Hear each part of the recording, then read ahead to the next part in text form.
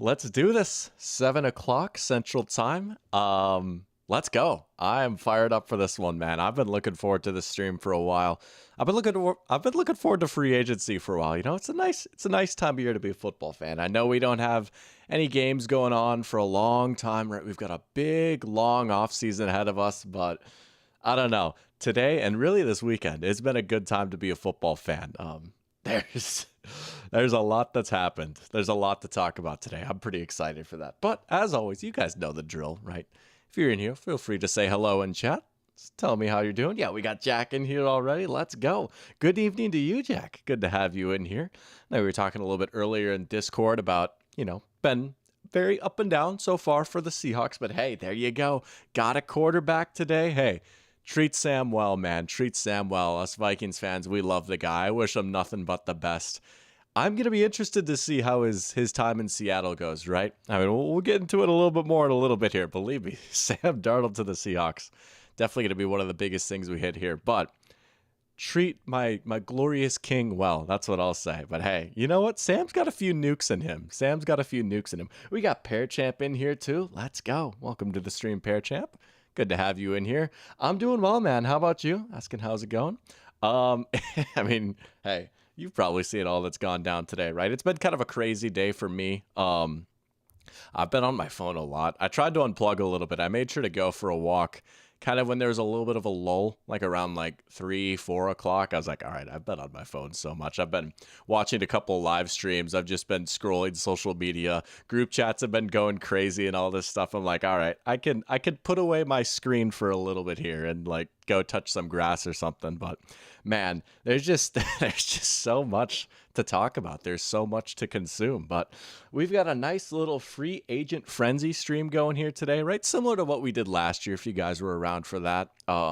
We're just gonna hit some of the big signings so far, some of the big trades that have happened. I mean, shoot, like there was a couple of big trades over the weekend that I didn't even get to talk about last week. So lot to talk about on the player transaction front. That's about it, honestly. It's going to be pretty chill and, well, I say chill. I mean, I don't know. Like, it's not been a chill day as far as the NFL goes, but it's just going to be low key, kind of talking ball a little bit. Bit of an old school stream, but we'll see how long we go for. But should be a fun one, man. Should be a fun one. Jack saying Darnold isn't even guaranteed the amount of money the top QBs make in one season, and people think that we overpaid. You know, honestly, he got a little less than I thought he would. Like, definitely on the surface level, you see like about 100 million. You think like, wow, that's a big number, right? Let's just pull up the Sam Darnold contract right now, shall we? Let's just start off the bat with Sam Darnold since we're talking about Sam Darnold. We got into some Sam Darnold talk last week too, right? Let's see if we can get some actual numbers. I know there's always agent fluff out there, right? I'm going to see if I can get the over the cap page pulled up here, and then I'll switch my screen. Cuz yeah, you got to see the real numbers. Yeah, they don't have it yet. Hold on. They don't have it yet. I'll just pull up the official NFL tweet, I guess, which what a day for Twitter. Derogatory. Man, talk about just, I don't know, cool sight you got there, I guess. I say that. I'm still on there. But so, Sam Darnold, Seahawks, 3-year deal worth nearly 100 million. Now this doesn't really have the actual details either. Sam Darnold contract, maybe. But yeah, Twitter was down today for those that might not know what I'm talking about. It crashed like 4 times. Let's see if Bleacher Report has it. Let's get into the actual number, right? The actual guarantees here. Okay, 55 million guaranteed for 3 years. Let me do some math here on my phone real quick, right? 55 divided by 3. Okay, you're looking at about 18 million guaranteed a year. That's not terrible, honestly, right? Adjusting for inflation, it is very similar to like the Baker Mayfield contract. And I think that that's fair, right? You're taking a shot on him a little bit. Absolutely, there are some question marks, right? Let's just scroll down to Sam Darnold here, right? But he did have a very good season with the Vikings. Like, again, there's a lot that you can chalk up to the weapons and the coaching and all that, and that is fair. But man, I mean, if you just go back and listen to me throughout the season, there were plenty of stretches where it's like, dude, honestly, Sam Darnold is just playing good football right now. He's making good throws, right? Seattle will have their work cut out for them a little bit, right? But I do like the point you made in Discord, right? The roster they have right now is not what they're going to be going into the season with. They do have a lot of extra draft picks to work with. I think it's fair to say definitely the biggest concern for Sam Darnold right now is you're putting him behind this offensive line. And as you mentioned, Derek, I think that's how you say it, Derek Young is now the wide receiver 3. JSN is sick, but you've got Derek Young and Jake Bobo out there now, right? So Seattle's going to have to pour a lot into their offense. They're going to have to probably add another receiver, and they're going to have to add an offensive lineman or 3, right? I mean, we saw what happened with Darnold when the interior protection broke down. Sometimes a scene ghost Sam will still pop out, but there's a good athlete in there. There's a good arm in there. And you just can't help but root for the guy, can you, right? You just can't help but root for him. So I think all things considered, it's not the most egregious signing in the world. I still personally prefer Geno just a little bit. I still think Geno's just a little bit better. But I get okay, Geno's 35. He's asking for more money, right? He wants a big long-term extension. All right, let's get a draft pick for Geno. If we're really going to roll the dice at quarterback, might as well go with the guy who's 6 years younger and also has a similar ceiling, I will say. I still like Geno a little bit more. But I don't think it's the most egregious, terrible deal ever. I do think there was maybe a slight overreaction to it a little bit, just amongst the consensus, the footballing world, if you will, the royal we, as I like to say. But there you go. We already got the Sam Darnold take off the dome right there. Let's go. We got to catch up with chat here a little bit now. Parachamp saying Packers made some decent moves, nothing too splashy, but that's typical Packers offseason. Would love to get Trey Hendrickson. Yeah, he's kind of the belle of the ball night right now, right? That was another big thing that happened this weekend, right? Myles Garrett, $40 million guaranteed, right?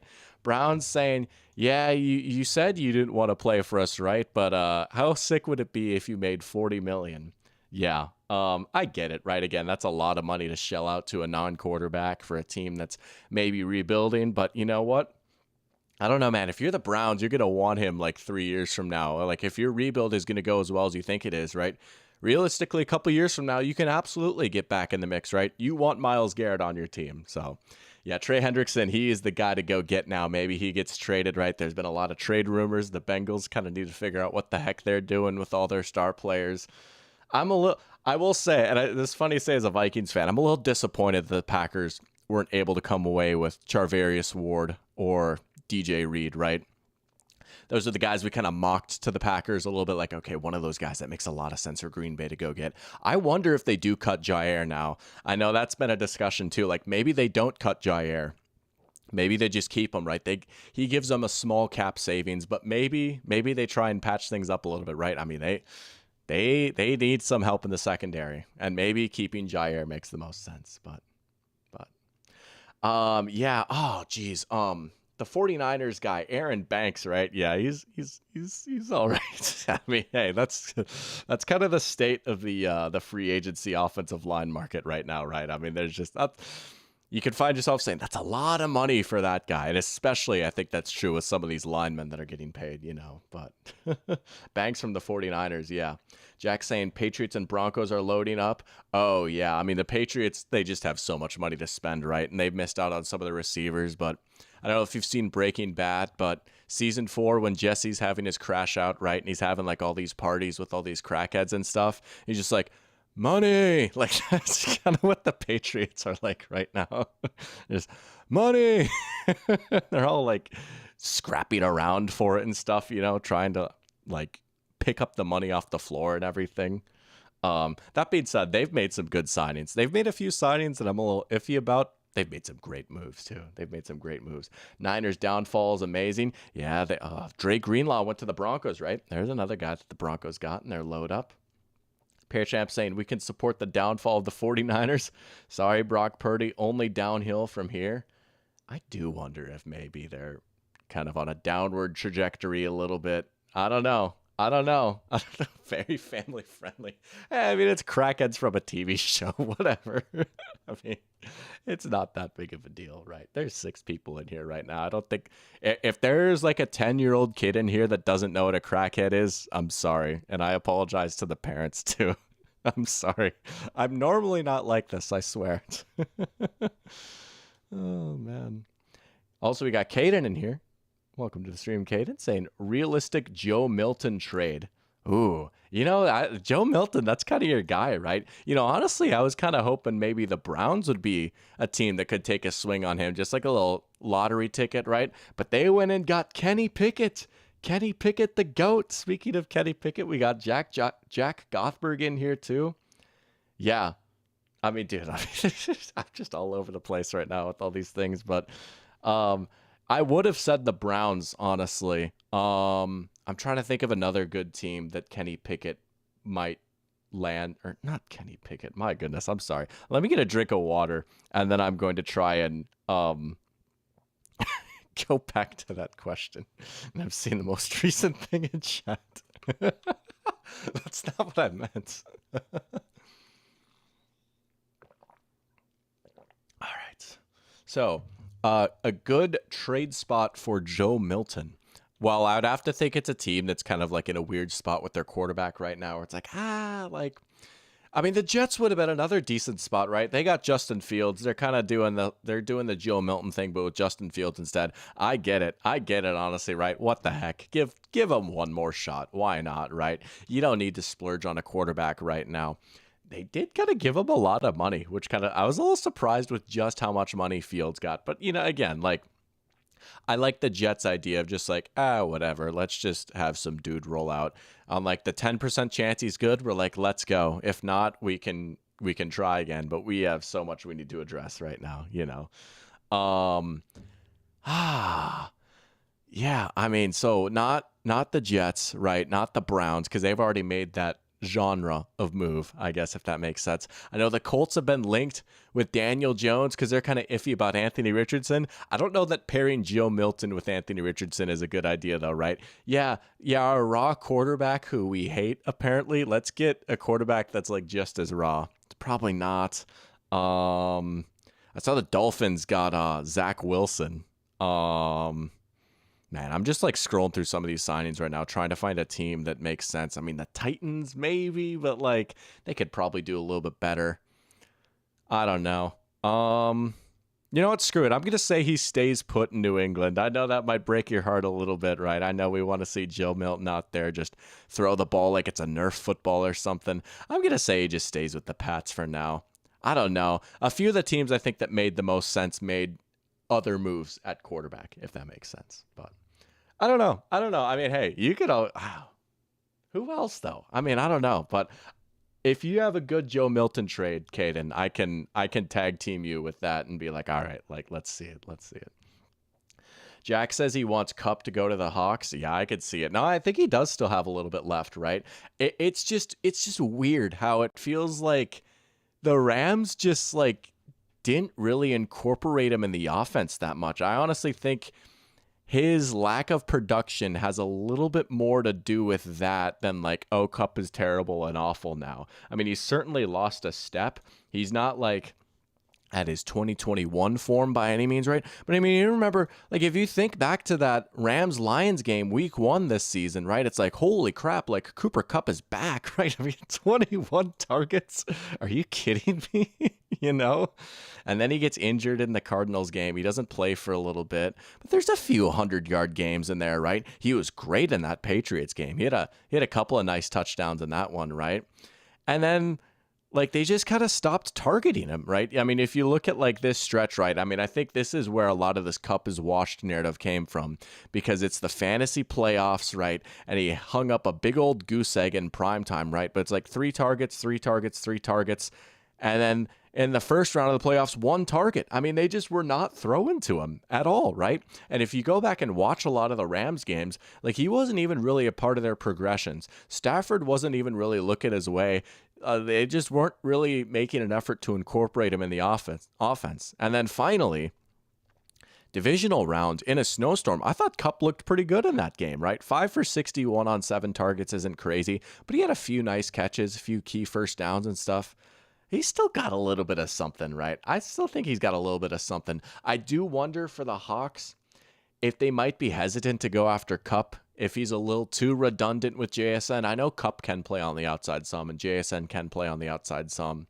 But I do wonder if they want to double up on slot receivers or not. Although I will say, I don't know, Cup is a blocker. Cup is a blocker in that Clint Kubiak run game. Actually, I could actually see that maybe a little bit, right? Because they run so much wide zone. They run so much to the outside, and Cup is such a good blocker. I mean, he was more or less a second tight end for the Rams with all the blocking he could do from the slot, and they put him so close to the offensive line, right? He opened up a lot of gaps in the run game. You know what? No, you've talked me into that. Even if they do double up on slots, I could actually see that. That's a very like football hipster take right there. Like, yeah, Cooper Kupp should go to the Seahawks to unlock their run game. But honestly, I don't know. I kind of like that. I like that fit a little bit. All right, I'm with you on that, Jack. You've convinced me now. Yeah. And yeah, he's got the Eastern Washington connection too, right? There you go. All right, I've been moved. Let's go. Cooper Kupp for the run game.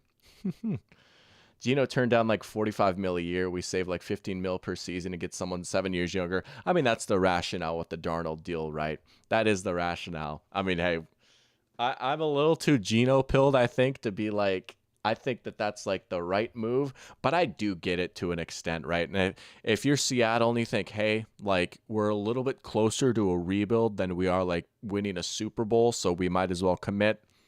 All right, go for it, I guess. Go for it. Oh, I'm excited to see Geno in Vegas, though. I mean, hey, I was gassing up the Raiders last week. Look out. Raiders. The Raiders are back, baby. Let's go. It is taking there's a few different teams I'm like getting dangerously excited about right now. It's like you need to hold me back a little bit before I say something stupid. Panthers. Thoughts. Champ saying Kupp can help with a veteran presence. I could see it work for them. I just have some injury concerns with Kupp. Yeah, that's been the biggest thing, right? He hasn't been able to stay on the field really since 2021. That was his last fully healthy season, and even before that, he had his ACL tear, and was that 2020 or 2019? But yeah, he's had a lot of injury issues at this point. He is a little bit older, right? I mean, he was at Eastern Washington for a long time. He's going to be turning 32 pretty soon. Yeah, maybe on the downswing of his career, but I still think he could bring a lot to an offense. And he's just such a beast blocker, dude. He really is.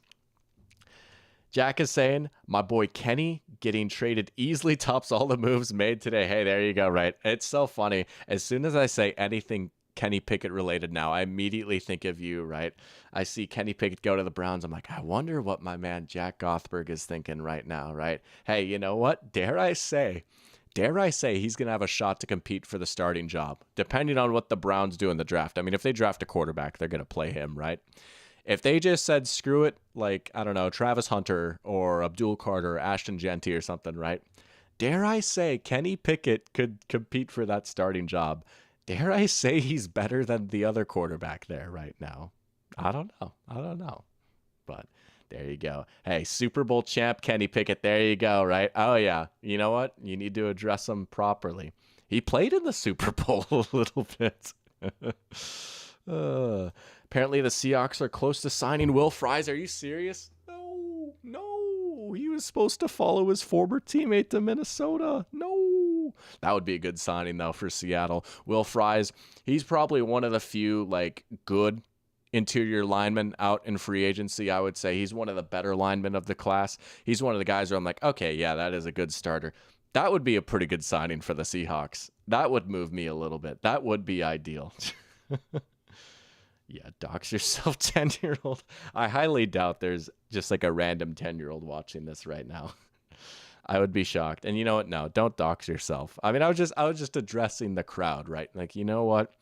I said something about crackheads from a fictional TV show, Breaking Bad, which is about meth. Meth is a synthetic drug. I think it is, right? Because you make it. Yeah, I don't know. Anyways. That's enough crack and meth talk. This might get demonetized, honestly. I think I forgot to monetize this, actually. Whatever, I can say what I want. Meth, All right. Let's get back on task here. Champ saying not many quarterbacks get to throw an incomplete pass at a Super Bowl and be on the winning team. So true, right? I mean, how often is it like the backup quarterback comes in the Super Bowl at all? I mean, I feel like it's not super common. Most of the Super Bowls I feel like have been fairly close, at least in my lifetime. Not often you get to come in as a backup. That is pretty cool. He got to have his little moment right there. And you know what? He played a little bit for the Eagles this season. So there you go, Kenny. There you go. Maybe not quite a first rounder, but he's had a fun career. He's had a fun career. Caden saying Milton to the Giants. Ooh, okay. All right. I could get down with that, right? You know what? Especially if they're going to go the vet route, right? Like I know there's been the Aaron Rodgers or Russell Wilson rumors. Get a vet and then pair him with Joe Milton. That's a good spot. That's a really good spot right there. I like that. All right. Jack's saying not if Drew Lock stays in New York. Oh, yeah.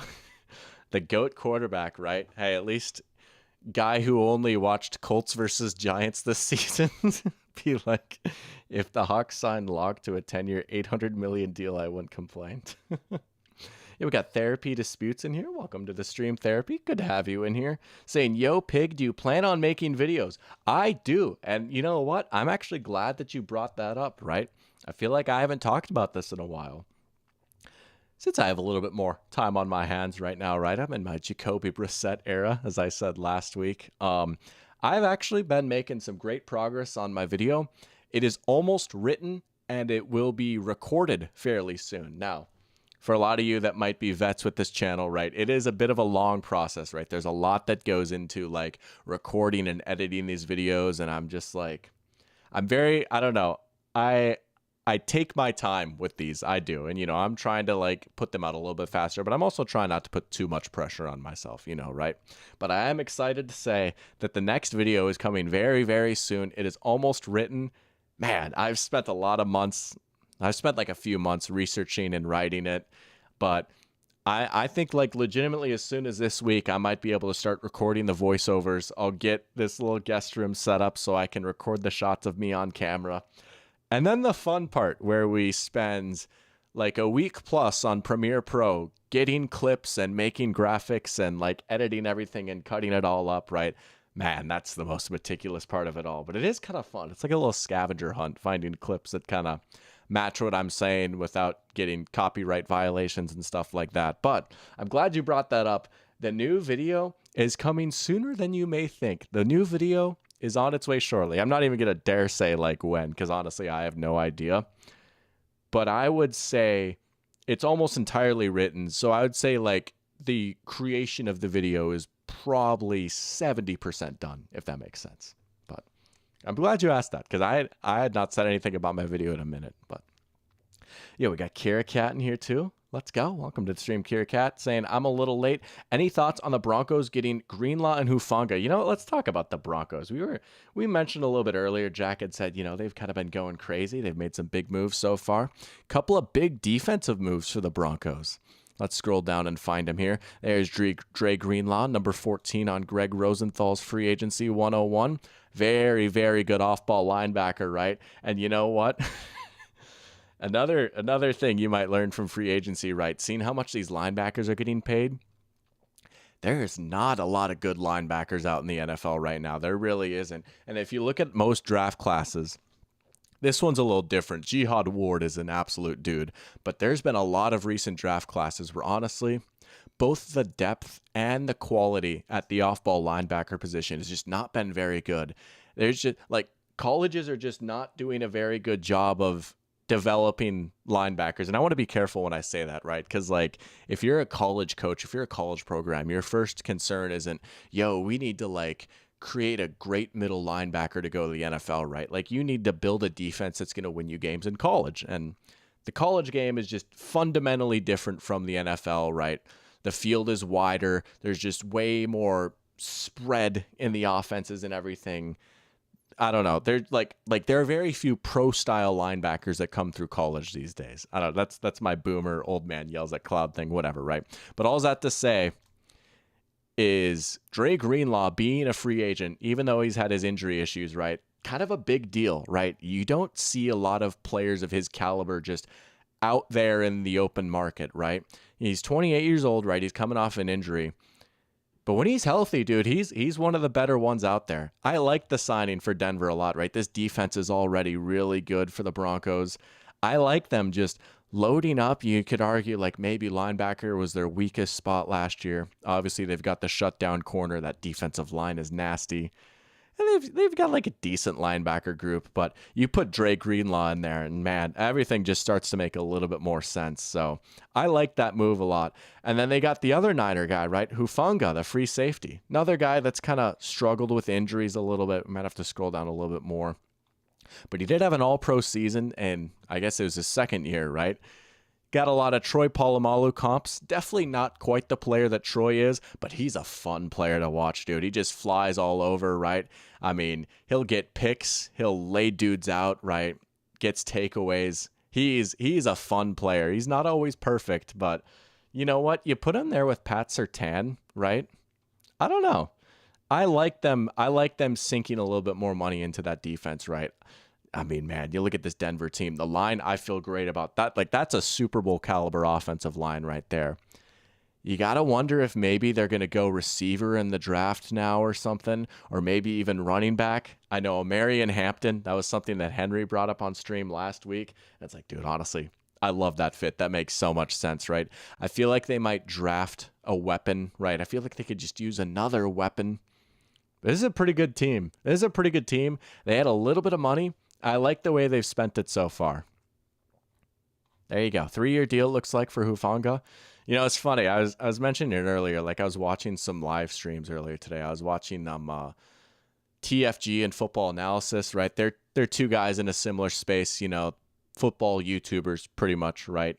And they had a joint stream going for free agency and stuff. And I was watching that a little bit. And there's one guy in chat who kept saying, Fuaga to the Broncos. Fuaga to the Broncos. I'm like, dude, there's no way that Talisa Fuaga, a second-year player who had a fairly solid rookie season, like, there's no way the Saints just traded, like, their former first-round pick from a year ago. And it's like, oh, he meant Hufanga. I was like, dude, there's no way that Talisa Fuaga got traded. There's just no way. But he meant Hufanga. So there you go.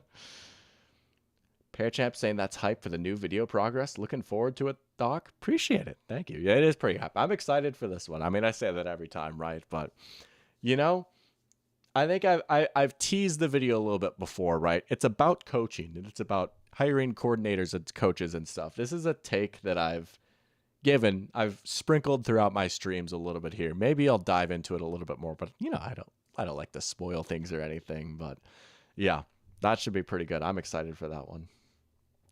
Kira Cat saying, I almost feel like teams might start moving safeties to linebacker. You know, I mean, that's been a thing that some teams have done, right? If you think all the way back to Bruce Arians and Todd Bowles with the Cardinals, right?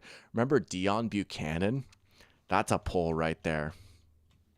That is not what I meant to type.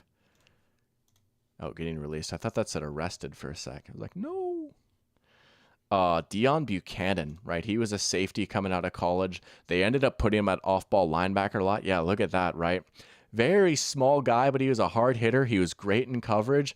And man, he had some crazy cards in Madden Ultimate Team.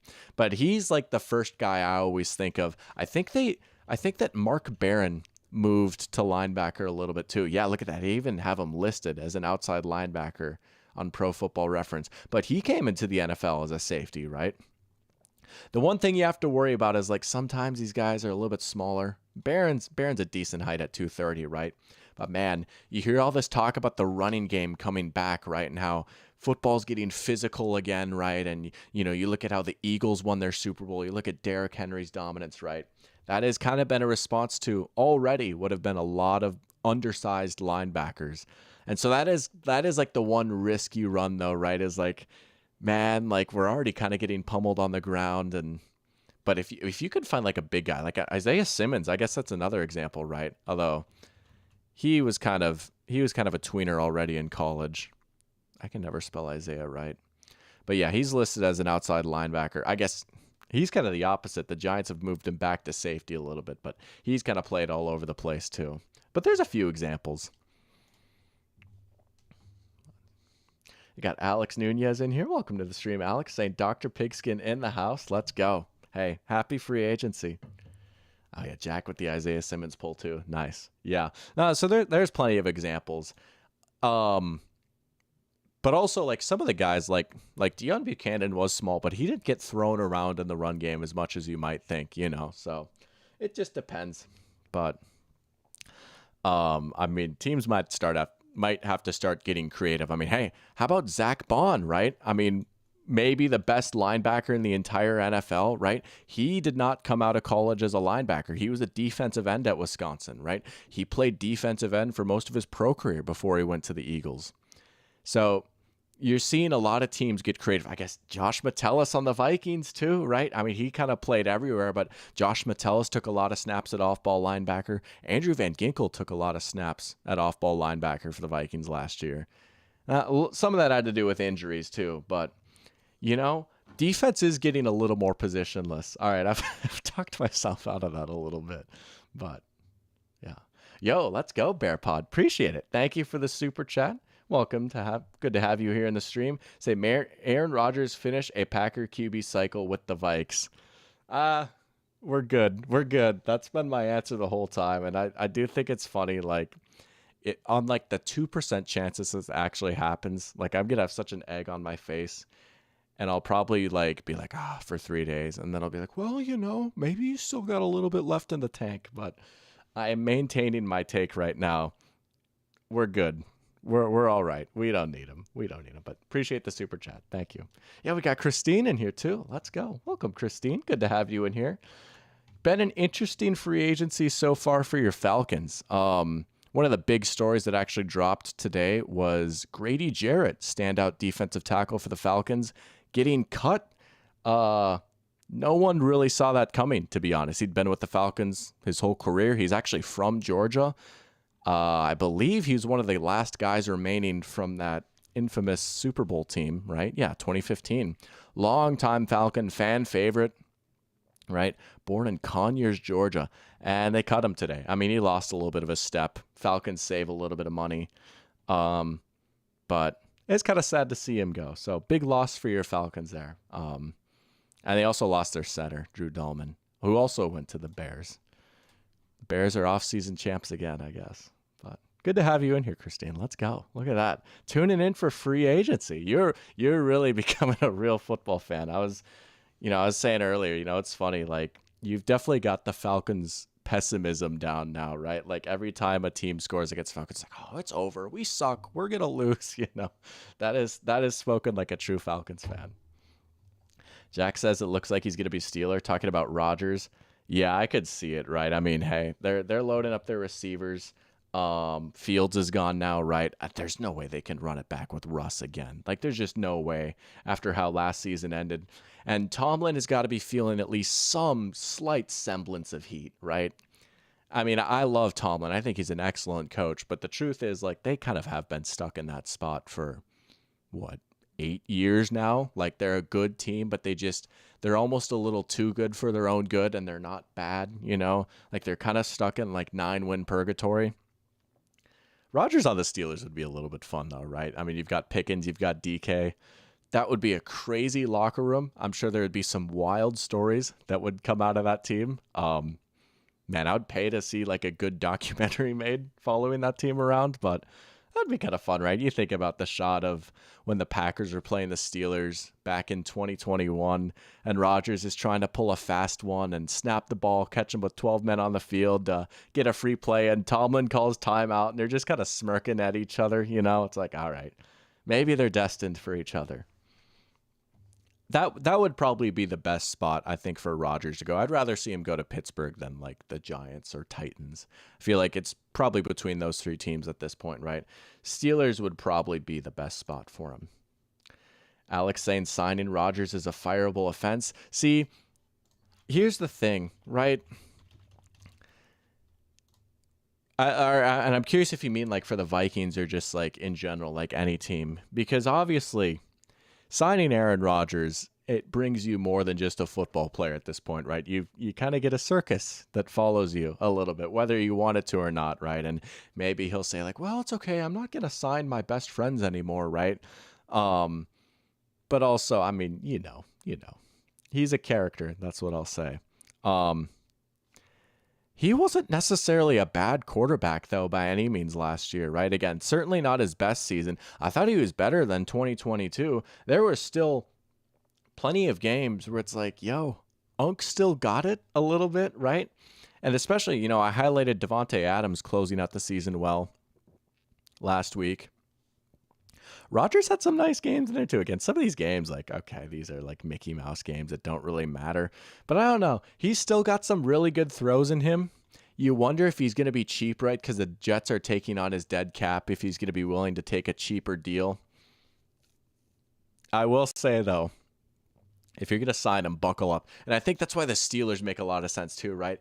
If there is any coach in the entire NFL that could, like, keep Aaron Rodgers in line for just one season, I think it's Mike Tomlin. Like, if there's one guy that can get through to him for like a season, it's probably Tomlin. I don't know. Rodgers is already a Steeler in my head, I think, canically. I feel like that's where I want to see him go the most. But I think like the Giants do. It's like, dude, what are you doing? I don't know, man. And I mean, the Vikings, again, I've said my whole piece, right? It has to be JJ, right? We took him 10th overall. We like the guy. If we really like him, let's just play him, right? And I think we're gonna. I mean, the whole, oh, we might keep Sam Darnold. That might have just been agents blowing smoke, like trying to drive his price up a little bit, right? We've seen that with like Daniel Jones too, a little bit, right? If you want me to turn this into like a Vikings flex, right? Vikings are a good spot for a quarterback to go. So all these agents are like, oh yeah, by the way, like, the Vikings might want to sign this guy. So Giants, you better up your offer because the team with Justin Jefferson wants to get him. So get your money up, maybe. But Christine saying, I only know the Falcons and any TikTok boyfriend and husband. There's a few other players, right? Like Joe Burrow's not a TikToker, but you know him. You know Mahomes, Josh Allen, right? I know Josh has got his celebrity fiance, but she's not a TikToker, right? There's players, Trevor Lawrence. I guess a lot of these are quarterbacks, but some ball. You got to give yourself some credit. BearPod saying no, talking about Rodgers. Michael, welcome to the stream. Good to have you in here. Saying personally, I would take Rodgers. I'm with you, right? I mean, if it's between like Rodgers or Russ, I think you got to go Rodgers. Yeah, it would be a fun ride, and it'd be a fun ride if it's not my team, I guess. Alex saying any team. I get it though, right? I mean, you are playing with your life if you're a GM by bringing Rodgers in, because if it goes terribly again, it's over, it's over. Welcome anything for clicks. Good to have you in here with the triple eagle emoji. The Eagles are just kind of chilling right now. I know they lost Milton Williams. We were talking about him last week. The ball for free agency. But if you're Philly, right, I mean, this team is just so deep. They do a good job of planning for future needs. I don't want to, like, worship Howie too much because I know, like, sometimes it could be, wow, Howie did it again, But I feel like they're going to have a plan. I mean, they've still got Jalen Carter. They've still got Jordan Davis, right? They'll probably have a plan. They did lose Josh Sweat too. I mean, they've lost a few guys, and they've lost the GOAT Isaiah Rodgers, who was actually the best player on that team. Can you believe it? The Eagles lost the best player on their Super Bowl defense, Isaiah Rodgers. I wonder where he went to, but I know he's like super good and he's a game-changing player, but I just can't remember where he went to. But hey, you kept Bond, right? You extended Saquon. I feel like that's all you can really ask for if you're Philly, right? You're still chilling. You just got to trust that Howie's going to cook in the draft again, right? You can't bring back every single soul, Game Solved is in here too. Wow, let's go. Look at that. Everyone's coming through the portal right now. Game saying Nick Mullins to the Jags, reunited for OC Udinsky. MVP ? Hey, treat Nick Mullins well too, right? That is our bozo quarterback. Those Nick Mullins games back in 2023 were some of the most entertaining and infuriating football I think I've ever watched. I especially think of that Lions game on Christmas Eve, the winter whiteout game, and Nick Mullins threw for like 450 yards and 4 touchdowns, but he also had just 4 of just the craziest, dumbest interceptions you'll ever see. Man, I respect him though. He's not afraid to let that thing rip. He will throw anything. He believes he can make any throw. I respect it a little bit, but yeah, it makes sense, right? You bring the backup with. He'll probably kind of be a de facto coach too, right? He's got familiarity with the scheme. He's going to be teaching guys. They got another former Viking too. They got the GOAT tight end 3 in the building. Oh, I spelt his name wrong. I guess you can't even see my screen right now.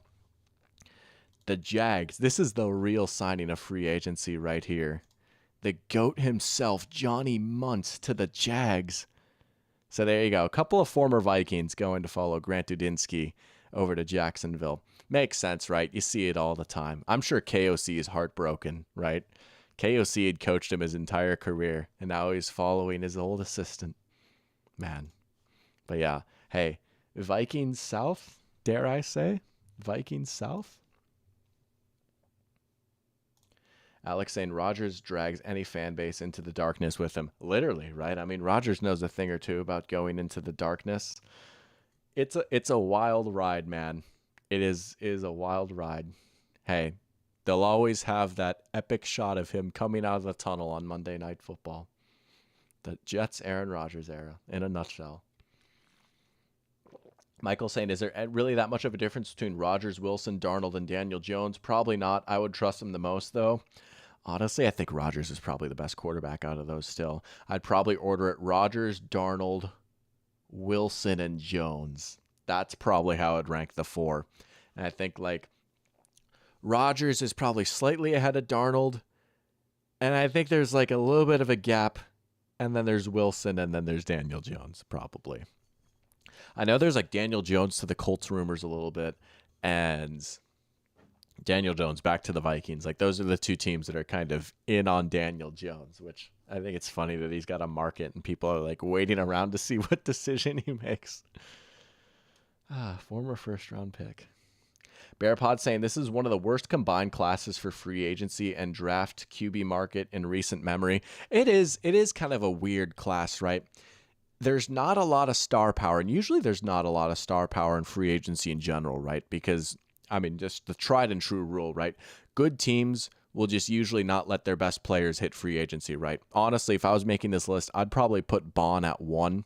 As much as I love Milton Williams, I mean, he seriously could have won Defensive Player of the Year last year, right? There's no way the Eagles were letting him hit the open market, right? Ronnie Stanley, yeah, I'm not shocked the Ravens didn't let him hit the open market. So even from the get-go, right, you're seeing a lot of these guys go back to their team. Nick Bolton's another one, right? Before they even hit free agency. And then the really good organizations will extend their players early before they even, like, get to the final year of their contract, right? Like, there's no way the Bills would ever fathom letting Josh Allen get to, like, the final year of his deal without an extension. Like, are we going to bring him back or not? You know, I mean, they just paid the guy on Sunday, right? So usually that's why free agency, there's not always a lot of big splashes to be made. But again, you could do pretty well filling in gaps. You can get some plus starters, right? Like, you could get the Josh Sweats of the world. You can get the DJ Reeds of the world, right? You can get maybe a former superstar vet who's, like, not quite in his prime, but still good. Like, there is definitely good players to still get. And then the draft class, right? Yeah, the quarterback class is not that great. The wide receiver class isn't nearly as good as it was last year, although that's just a crazy bar. But it's like a deep offensive lineman class, and, like, there's some good defensive tackles, right? Like, it is kind of a weird class. But there's like a lot of, like, boring but smart moves to be made in free agency in the draft this year. I feel like there's not going to be a lot of home runs, but there's a lot of singles and doubles out there. But yeah, man, it's just a test of patience, you know, right? You go pay up for the big dogs, and then you just try and, like, find the depreciated assets and kind of fill in the rest of the gaps a little bit.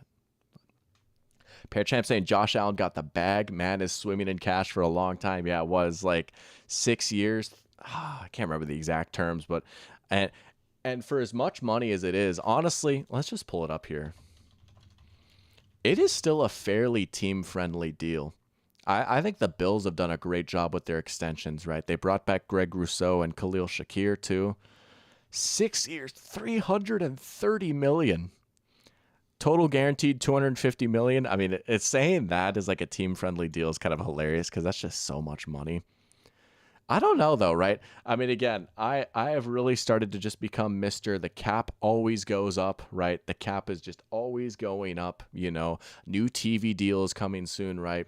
So you look at, like, yeah, 2029 and 2030, Josh Allen might be making a boatload of money, and that's going to be a big cap hit, but maybe not because, like, that new TV deal comes in, that Taylor Swift money comes in. Like, unironically, right? Like, let's be honest. Like, that's probably a factor in why revenue just keeps going up. I think it'll age well. And then, Shakir, guy I've always liked. Greg Rousseau. Maybe if you're the Bills, you still want to bring in like another edge, right? If they could just get a big difference maker. And if you're Buffalo, you're probably sick that Myles Garrett is off the market now, right? Because he would have been perfect. I mean, he's like perfect for every team, but especially Buffalo. He'd be a guy that could maybe put them over the top. But I mean, yeah, you got to keep your star quarterback happy, right? Just pay him. There's no sense in waiting. The price will always go up, but so will the cap. So just pay him now. Jack saying, yeah, the Eagles are really going to be starving on the D-line without Milton Williams. I know, dude. I mean, it's like removing like one item from Golden Corral or something, right? It's like, oh no, we lost one of our like 5 good defensive linemen, and they're a factory, dude. They'll pump someone else out. Mullins is just a wannabe Drew Lock. See, Drew Lock is a little too good. I say good, but like Drew Lock is a little too talented. He's got a little bit too much natural ability to be a Nick Mullins, right? Nick Mullins is just like pure goofball bozo energy. Not that Drew Lock isn't, but at least Drew Lock had like a slight pedigree coming out of college, Jack saying, I don't know what you're talking about. Darnold is the best QB in NFL history. What going to the Seahawks does to a man.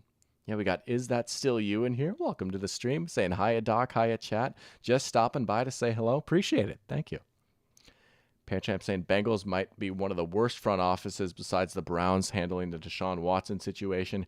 I mean, the Bengals they just refuse to pay their guys, right? They just keep waiting around. And I mean, this is why you want to pay your players early, right? Like they say they wanted to try and get a deal done with Ja'Marr Chase last year, right? And we all know Ja'Marr Chase is going to reset the market. He's going to be the highest non-paid quarterback, right? If they would have did that last year, it would have been in like Justin Jefferson range, which is like 35 million, 36 million. Still a lot of money, right? Now the bar is in the 40s, right? I mean, we've seen like Myles Garrett get paid, right? 40 million. Okay, that's the bar. It's going to cost him like 42 million a year now to keep Ja'Marr Chase. And it's like, dude, like if you literally just would have done this last year, that saves you like 7 million a year. But just that's how they do things. They're cheap, they love to cry poor, and they're just like, well, I don't know, like, and that's they lose a lot of guys to free agency, and a lot of players request trades, and that's just what happens. And I honestly really think like Joe Burrow is watching this, and like if they don't want to lose him, like they kind of got to show that they're serious about keeping their guys, right? Burrow has literally been begging, just going around any radio show or podcast or whatever, just being like, I've crunched the numbers. Like we can keep all these guys, right? You just got to push the money down the line. The cap always goes up. Like we can do this. Like he's like saying like, please, like pay Ja'Marr Chase, my best friend from college, like the dude that y'all drafted to make me happy. Just pay him, right? I mean, we saw how they lost like Carson Palmer, right? Like if you're the Bengals front office, like let's go. Like players and fans are starting to get like legitimately unhappy with how they do business. Like, come on, like everyone else is doing this. Let's go. Well, the Cowboys too, I guess they aren't. They've got just, I don't know, senile Jerry Jones at the wheel over there, but Michael's saying pretty good running back draft class. It is. It's a deep one too. There's a lot of good backs. I've watched a few so far. I watched some Ashton Genty last week. I watched some Omarion Hampton last week. Pretty impressed with both of them, I gotta say. I still gotta dive into the Ohio State guys. I gotta look into Caleb Johnson a little bit, but yeah, it is a good running back draft class. That's probably one of the best positions in this draft this year. And it's funny because now this is when like the NFL is like, actually, maybe we can pay running backs a little bit. Anything for Click saying Vikings signing Isaiah Rodgers hurt. Okay, so here's what let's talk about it. Let's talk about my favorite team for a sec. I might have to scroll a while to find Isaiah Rodgers here, right? That was one of the moves the Vikings have made so far. Obviously, corner has been a need, right? It's been a revolving door position for a while. Isaiah Rogers might not even be on the 101. Oh, no. Oh, no. Okay, so as an Eagles fan, anything for clicks, I would like your honest opinion on Isaiah Rogers because I'll be honest with you. I've heard some good things about him, right? And I know he's been like a good contributor on the Eagles. To be completely honest with you, my only two impressions of Isaiah Rogers are, oh, that's the guy that got suspended a year for gambling. And then two, the Eagles Rams Sunday night football game this year, back in like November, right? I remember like second half, like one of the adjustments that the Rams made to like try and make it at least a little bit of the game was like, yo, let's just throw at Isaiah Rogers every single play. I remember he got absolutely cooked in that game. So I'm hoping, I mean, I know like that was like maybe his worst game of his career, right? Um, but I've heard like, okay, like he's a smaller guy, but he can play outside corner, right? He's cheap, he's young. We'll see, right? I mean, these are the kind of signings that the Vikings made last year and they paid off for him, right? And if I knew like Brian Flores was in the front office, like standing on the table being like, yo, get me this guy, like we can do something with him, like I'll just trust Brian that he can cook with him. But I'm curious if you have an Isaiah Rogers take just based off of like what you've seen, watching him every week. But that's one of the moves the Vikings made. The one that's got me going the most right now, though, definitely Ryan Kelly. Let's pull him up, right? I mean, I've been clamoring for the Vikings to go shore up that interior offensive line. Still think there's a little bit more work to do. But Ryan Kelly, center from the Colts, I like it. He's a bit of an older guy, right? He's a vet. He's older and he's got a little bit of an injury history, right? He was not fully healthy this past season, but when he's played, he's definitely one of the better centers in the league, right? He's like a good B plus kind of guy, and I don't know, when you can get like a B plus kind of guy for a decent price, those are the signings that I really like a lot, right? Garrett Bradbury, it's been real, man. Vikings can save like $6 million cutting him, right?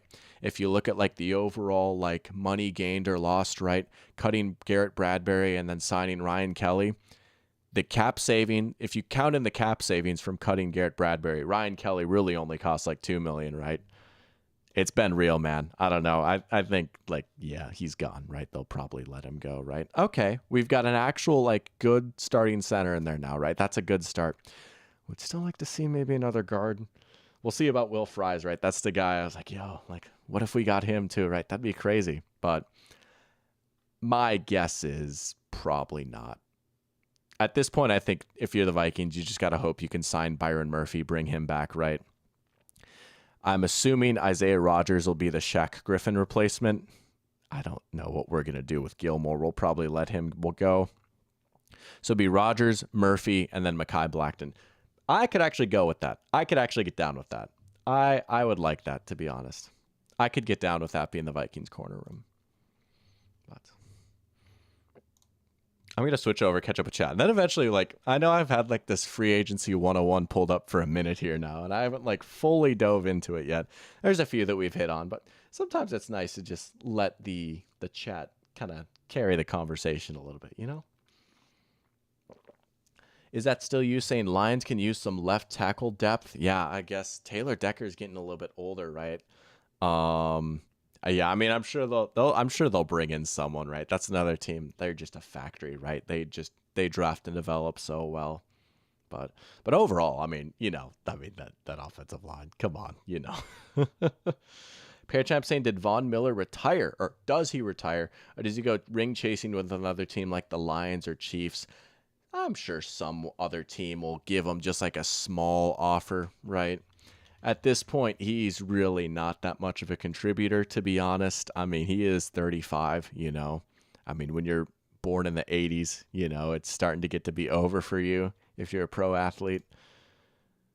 6 sacks, that's actually kind of surprising. I did not think he had that many. I know he had like a few decent games, but I mean, overall, this player no longer exists, and honestly, he hasn't for a while. He was pretty good on the Rams in their Super Bowl run, and he was kind of good when he started with the Bills before he got hurt, but, I mean, just too many injuries and age at this point, Could he go ring chase with the Chiefs?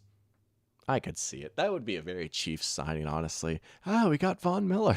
And everyone's going to be like, oh no, the Chiefs broke football. They have Von Miller now.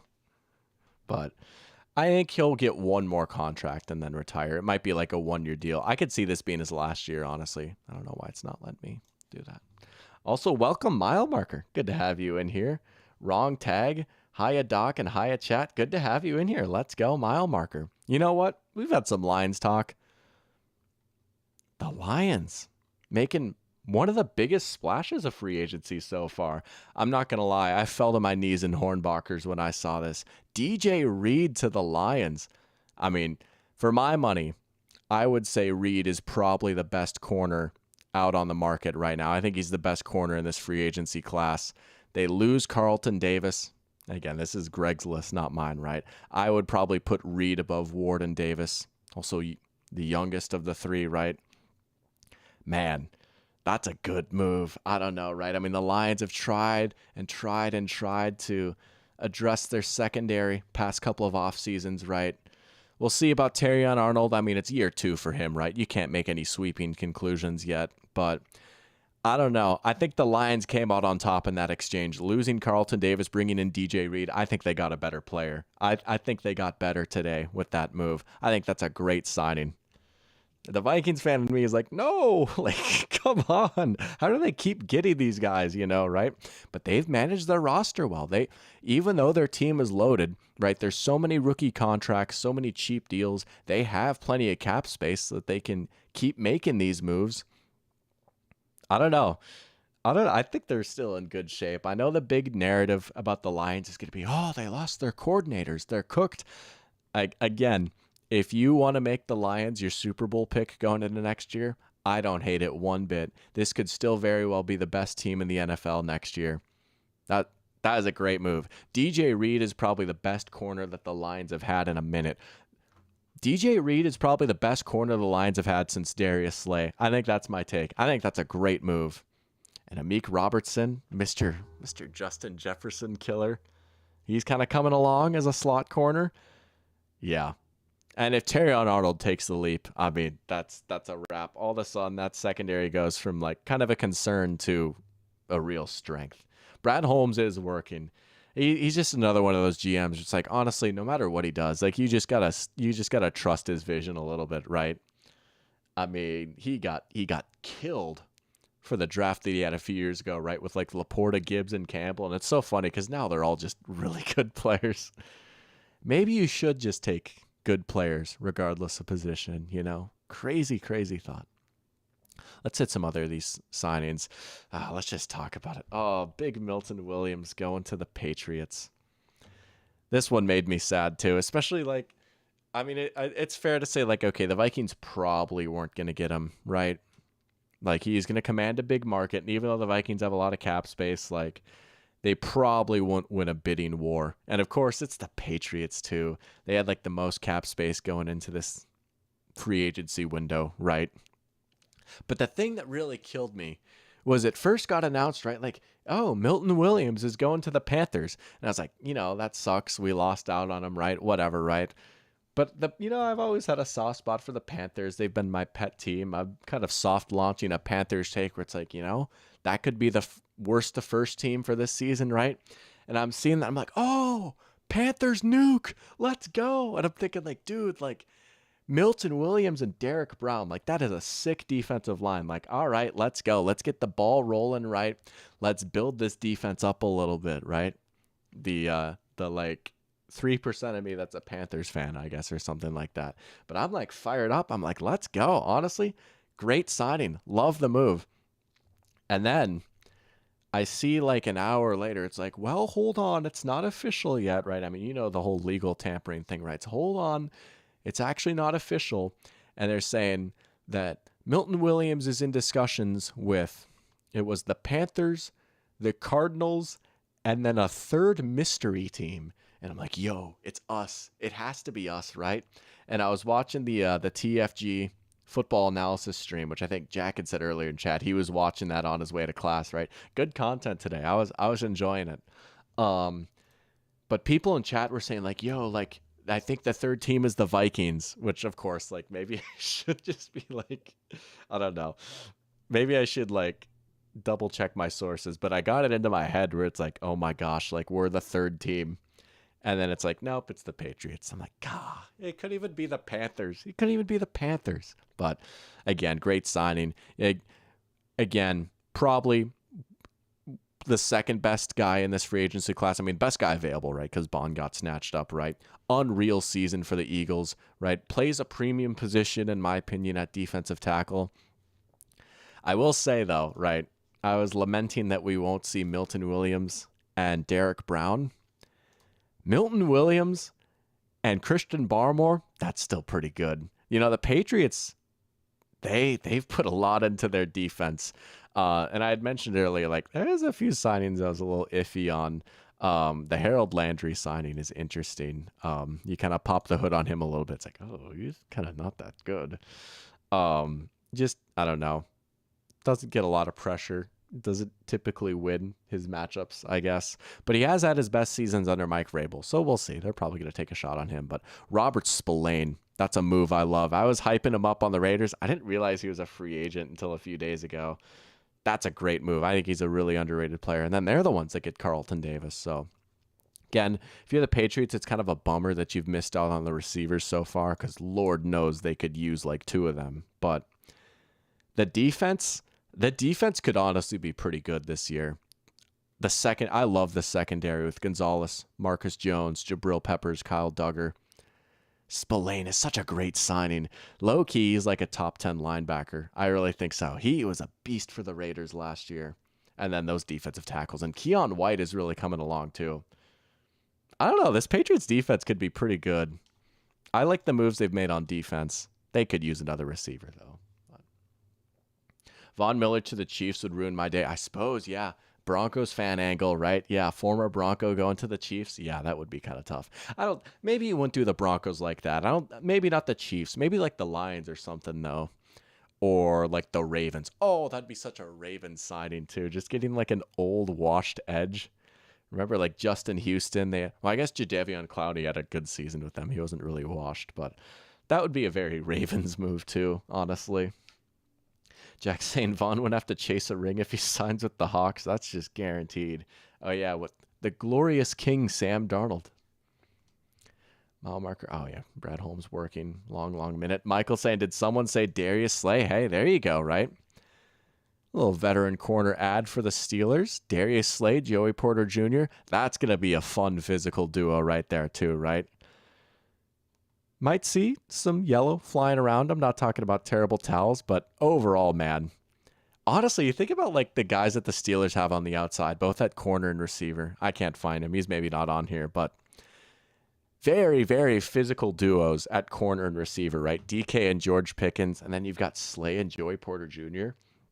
That just screams Steelers. Yeah, I like that, honestly. You know what? Oh, hold on. Adam Schefter. Yo, 49ers have just informed Kyle Juszczyk tonight that he's going to be released. That is shocking. Wow. There's no way Kyle Shanahan is releasing his favorite son. That's crazy. There's no way. Where is he going to go? He's probably going to go to one of the other Shanahan tree teams. He would so go to like the Rams or something. Sean McVay is going to get him just so he can stick it to Kyle. That's crazy, though. Hey, it's like a fullback, whatever. But I'm just shocked. I could not have ever pictured Kyle Juszczyk ending his career anywhere other than the 49ers. Wow. And it's funny because he didn't even start his career at the 49ers, right? He actually spent a decent amount of time in Baltimore.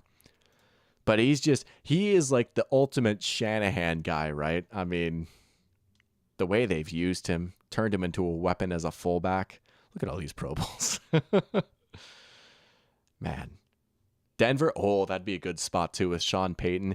Gotta get him with a creative offensive mind, right? He's 33, right? But he's never been like he's gonna rip off an 80-yard run, right? He's like the perfect, like sneaky check down on 3rd and 4. He's still a good blocker. Still definitely one of the better fullbacks in the NFL. And he is really a human Swiss Army knife. You can put him all over. You can put him in the backfield or in line if you want to. There's even been times where they've messed around and put him out wide at receiver. That would be kind of a good spot, Denver. I might actually like Denver more than LA for that. Yeah. Get Sean Payton, Kyle Juszczyk. But that is crazy. It's like they have to pay their average quarterback. I'm kind of I don't know. I don't know that they should pay him. I'm just a little iffy on that still. We'll see how this season goes, but I'm just a little iffy on that, to be honest with you. Juszczyk and Cup blocking for Clint Kubiak. Hey, true. Blocking supremacy. Yeah. All right, let's hit some more signings here. Oh, here's one that I love, right? Josh Sweat. Again, this is another case of like good B-plus player, right? And yeah, going to the Cardinals. 4 years, $76 million, 41 guaranteed. That's a solid deal right there, right? And again, the Cardinals, just a team with a lot of cap space, need to improve the defense. I like the reunion with his old defensive coordinator, Jonathan Gannon, right?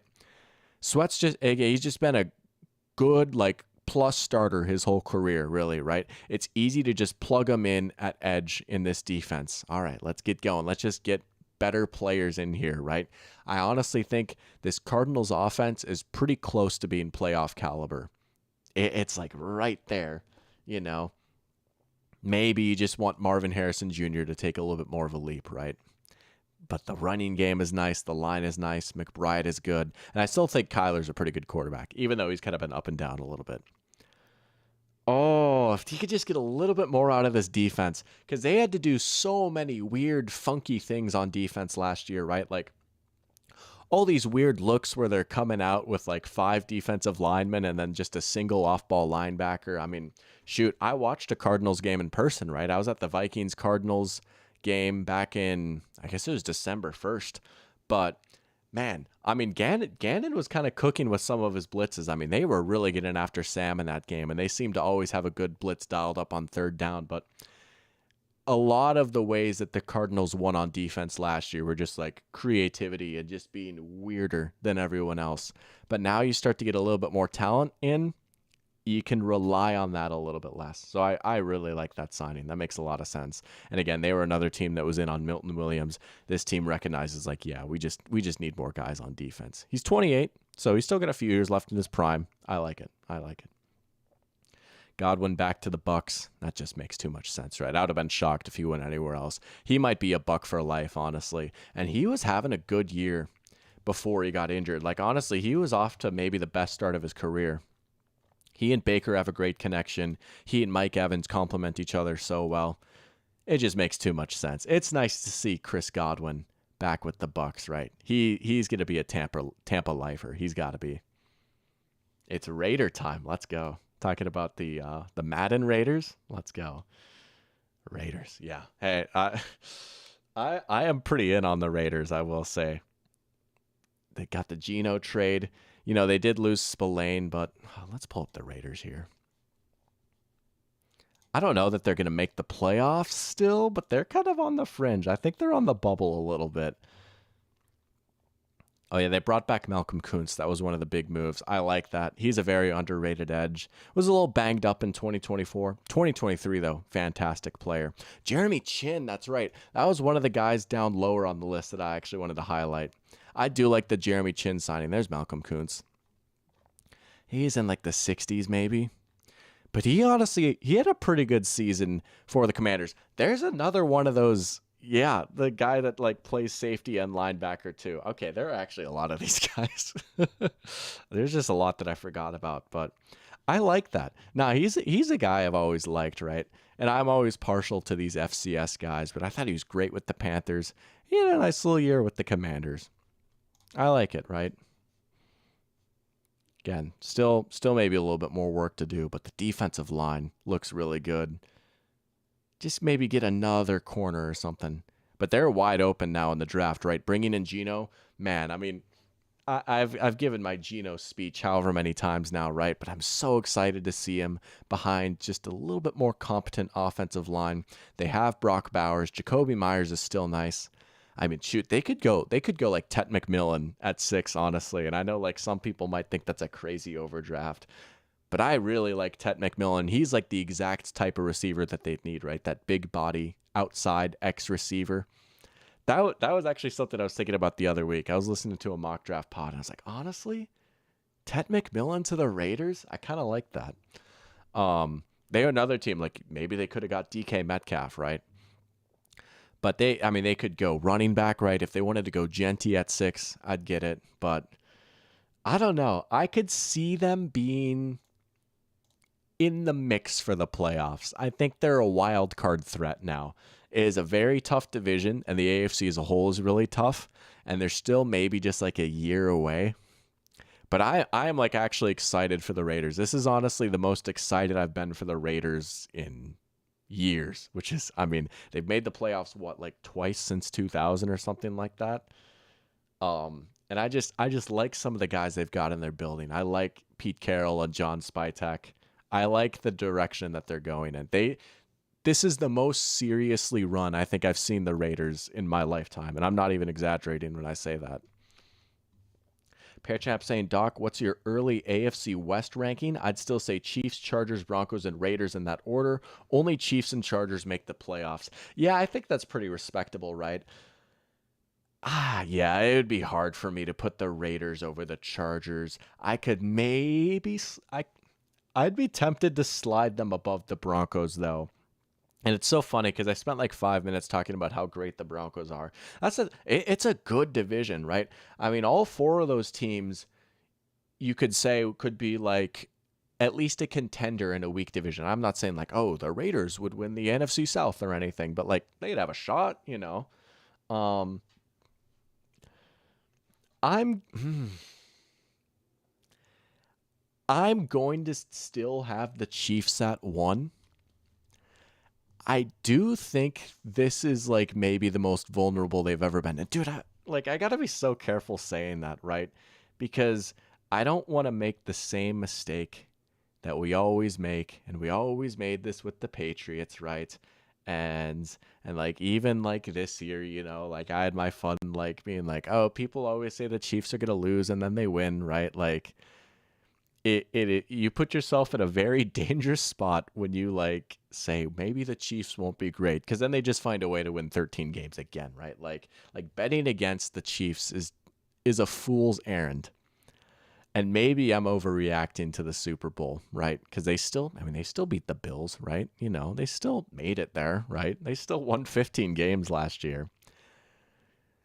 I do wonder though if this is maybe the first season in this Mahomes Reed era where the arrow is just pointing down a little bit, right?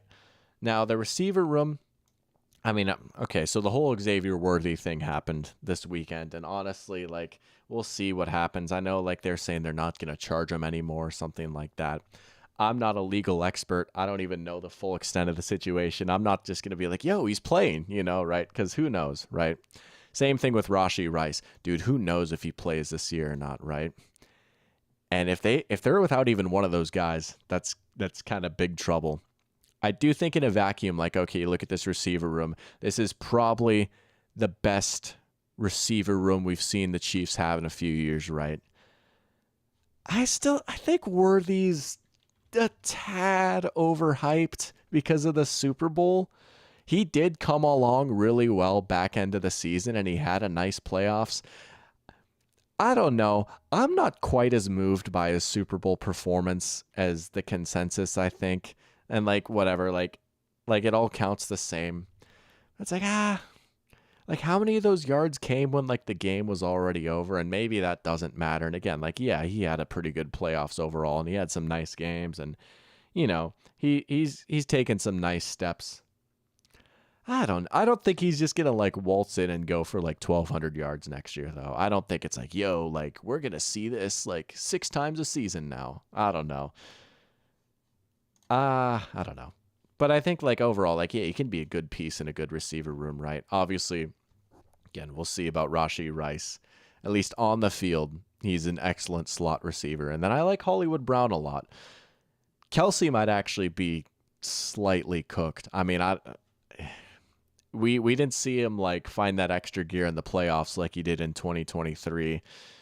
I don't know. Like he kind of looked old in that Super Bowl a little bit. And then the line, like they have a lot they need to figure out on that offensive line, right? There's just a lot of unproven options at left tackle. You know, I mentioned on Twitter, maybe they kick Kingsley Suamataia into guard. He was a guy I liked coming out of the draft, but just did not hack it at tackle, right? Okay, they've still got Creed Humphrey and Trey Smith. Nice, right? But overall, man, I mean, especially after trading Joe Thuney, right? That line might get worse before it gets better. And that's a little concerning considering what happened in the Super Bowl. And really, it was kind of a problem all year, but they just got away with it for most of the season, right?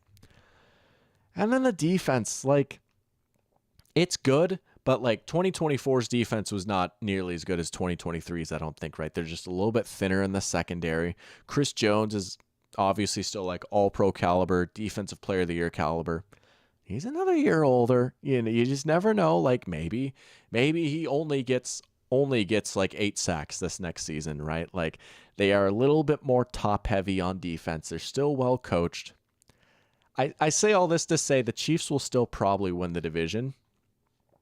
But like I said last week, I could see a world where it's clinched week 16, week 17, instead of like, I don't know, was it like week 12 they clinched it this year, right? I could see a world where the Chargers are like kind of hanging around. Maybe they take a game off of them, right? As Kiercat is saying, like the Broncos nearly swept them, right? The Broncos nearly took a game, or they did take a game off of them last year. You know, maybe to play devil's advocate. I mean, that was the Carson Wentz B team, but you did almost beat like the Chiefs playing their starters too, right? I mean, easily could have beat them in that game, right? All this to say, I don't think the Chiefs win like 15 games again next year. I think like maybe 11 or 12, and they'll win the division. That's a long version of me saying Chiefs 1, just a little shakier than normal. We'll go Chargers 2. I would like to see them get a receiver though, right? I got balloons going, I guess. For this, maybe? Who knows? Man, if they would have got Devontae Adams or like T. Higgins or something, I might be gassing this Chargers squad up even a little bit more. I'll say Chiefs 1, Chargers 2. Sorry, Kira, I'm going to say Raiders 3, Broncos 4. It's a good division, though. I think 2, 3, and 4 you could order in any way, and I won't get that mad. And the Chiefs at 1, that's still legit. But this is probably the best the AFC West has been in a minute, too. Well, though we'll see. It could be 2022 all over again. You know, they made all those moves. It's like, oh, everyone's coming for the Chiefs, and then they won the Super Bowl. But I don't know. This time it actually does feel a little different, I will say. I don't know. The Chiefs just a little bit older. They're just a little bit more mortal. Oh, speaking of the Chargers reaching agreement with former Steelers running back Najee Harris on a 1-year deal worth up to $9.25 million. I like that move. Najee Harris behind that Chargers offensive line and that physical Greg Roman running game, I'm in. Yo, as a Najee Harris fantasy dynasty owner, I approve. That's a good move. I like that. Again, it's 4 yards per carry for what he does, right? For what he does as a power back, sometimes you just need him to like run into a brick wall and gain 3 yards. He's good at that. He's good going downhill. And honestly, he's a little bit better in the open field than you might think. And he offers a little bit as a receiver. Again, he's certainly not living up to like his first round pedigree maybe, and he was like a Heisman contender at Alabama, and I get all that, right? But if you just remove like what draft pick the Steelers used on him, I think he's turned into a great NFL running back. I like that move a lot, actually. All right, that's great. We were just talking about the Chargers. That's a great signing. That's probably one of my favorite signings so far of this window. Najee Harris to the Chargers. He's going to get 1,000 yards again. I really think so. He's going to keep that streak going. I know that's like a silly, like arbitrary number or whatever, but I think he could get to 1,000 yards again and like 8 touchdowns. I think he'll have a solid season with them. I like that move. Let's go. Where did he come in on this list? He was in like, what, the 40s maybe? I have to scroll up. They probably haven't updated yet. I haven't even refreshed the page. Where'd it go? But like all this, like actually Jaylen Warren is so much better because his yards per carry. It's like I don't know, right? Jaylen Warren gets all the nice outside zone looks where it's like designed for him to rip off like a 20-yarder, right? And my whole yards per carry thing too is like if it's 3rd and goal from the 2 and Najee punches it in for a touchdown, like that's objectively a great carry, right? But it's only a 2-yard carry and like the yards per carries go down and stuff like that. So yeah. He does lack explosion, maybe a little bit. I wouldn't say he lacks receiving skills. I think he's a fine receiver. And this is just me arguing with the author of this article. I think he's a fine receiver. Anyways, that's a good move. I like that. There is like another notification I got from ESPN. I've got the Adam Schefter notifications on right now. Saints are re-signing Chase Young. Whatever. Yeah, I get it, I guess. But yeah, that use check getting released news is pretty shocking. I did not see that. Oh, Matt Sanderson, right on cue. Let's go. Appreciate it, Matt. Saying Saints just signed Chase Young for a 3-year, $51 million deal. How can they afford that? Because they're the kings of kicking the cap down the road, and that's how they got in the spot in the first place, right? If we just look at Saints over the cap. Also, welcome to the stream, by the way. Appreciate you tuning in. Let's go. Right. They're still in the red though, right? But this is what they're going to do. They're going to restructure, guys. They're just going to restructure, right? I mean, I don't know, man. I don't know. You look at like all these void years, right? Like Derek Carr is not on the team, but they're paying him. Cameron Jordan is not on the team, but they're paying him, right? I mean, because they have to. I don't know. I won't claim to be like the cap wizard of all time, but all I know is they restructure a lot of guys, and the cap still is real because they lose dudes in free agency every year. I mean, there's like one year a few years ago, their entire defensive line just walked in free agency because they couldn't bring him back because, guys, we got to pay Michael Thomas $30 million a year. Is he on the team? No, don't worry about it. But, I think he still might actually be on the roster. Has he played for us in 3 years? No, don't worry about it. But Jack saying if the Broncos have a good draft, I genuinely think they can win the division. Ooh, that one's spicy. The defense is good. Maybe I need to stop my Bo. I'm not a Bo Nix hater. I'm a Bo Nix skeptic. I don't know. But also everything that was in place for him last year is still there. So I'm not sure. Like, I don't think he would necessarily take a step back or anything. They were pretty good last year. They are well coached. That's spicy, but that's not egregious. I'll allow it, as if I'm like the judge of everything. Parachamp saying Rice is still injured and could get suspended 3 to 6 games for legal trouble, with which could work out with preparing for the season. I know that's so stupid, right? Like, if the Chiefs are like, let's go, he's injured for his suspension. I wonder if the NFL would even do that, though. If they'd be like, nah, like, you still got to sit out those 6 games, right? He's not the only receiver that's got a situation. That was actually unintentional, which, I mean, that maybe did happen. Again, I don't know what exactly went on. I was actually referring to my own team. I don't know what the deal is with that at this point. I haven't heard anything about Jordan Addison in like months. I don't know what exactly is the deal with that, but all I know is like if he were to get suspended, it would probably be this season too, right? Jordan Addison is... I mean, I legitimately have not heard a peep about this. Okay, Google's AI overview. I mean, this thing is wrong all the time, but Sports Illustrated, why he might... Oh, not until 2025. Again, I don't know how the procedure works, but yeah. Anyways. Just since we're on the topic of slot receivers getting suspended. Caden's in on the signing too. Let's go. He wants me to call myself a cap wizard. I don't know if Rob Brzezinski is still with the Vikings or not. I think he is. But that's what they called him. I think I spelt his name wrong. Here we go. Rob Brzezinski, the Vikings cap wizard. I don't think that's like his actual official title. Yeah, there he is on the website. 32nd season in the NFL, 26 with the Vikings. Yeah, he has been here for a minute. This dude has transcended regimes. He's been here for Brad Childress. He's been here for Leslie Frazier and Mike Zimmer and now KOC. If this is his 26th year with the Vikings, he was here with Mike Tice too. Yeah, he's been there for a long time. But that's what I always think of when I think of Cap Wizard. But let's hit a few other signings here. But yeah, the Saints, it is kind of hilarious how they do things over there. Oh, the team of Dr. Pigskin from last year, the Colts, shoring up their secondary a little bit. Charvarius Ward, I was honestly kind of shocked when I saw that he went to the Colts. I was like, oh, really? Okay. I mean, they need it, right? They need help in their secondary. Oh, this one makes me sad, though. Cam Bynum to the Colts, too. No, right?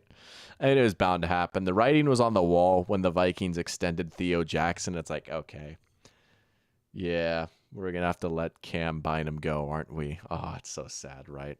Such a heartbreak. But for the Colts, good move. I mean, again, like this secondary just got cooked so much last year. You think about like Nico Collins just always going crazy against them, right? I mean, if you were playing like fantasy football last year and you needed to like stream a receiver, be like, who's playing the Colts this week? You know, they're just, I don't know. Their secondary is not that great. So props to them for addressing it. I'm just significantly less excited about the Colts now, I think, after how last season went. And I don't know. They've had a few bad off seasons now. I got way too excited about them last year. I was like, yo, they're gonna win the division. Anthony Richardson is gonna be Cam Newton all over again. It's gonna be awesome. Hasn't quite happened though. But at least the moves they made in their secondary I like. Yeah, it'd be pretty sick though if you let your right guard come to the Vikings like you did with your center. That's what I'll say. But yeah, that one was kind of, I mean, I get like leaving the 49ers, right? And he said it himself, like he didn't want to be in California anymore. And considering, you know, that he lost his child in California, that kind of makes sense. But yeah, all the big corners signed already. And again, Packers, it is kind of tough, like for you Packers fans in here, kind of tough that they struck out on all of them. Jack says, surely the Vikings have won some rings with such a coveted Cap Wizard there for so long. Well, clearly he's not coveted if he's been there forever, right? Otherwise, like, some elite epic organization would have poached him from us. He'd be the Jaguars Cap Wizard or something. But not yet. Hey, they're talking down on Rob Brzezinski's name. Rob Brzezinski ringless jokes. I can't believe it. We're pushing capologist agendas now. Rob Brzezinski can't be the GOAT. He doesn't have a ring.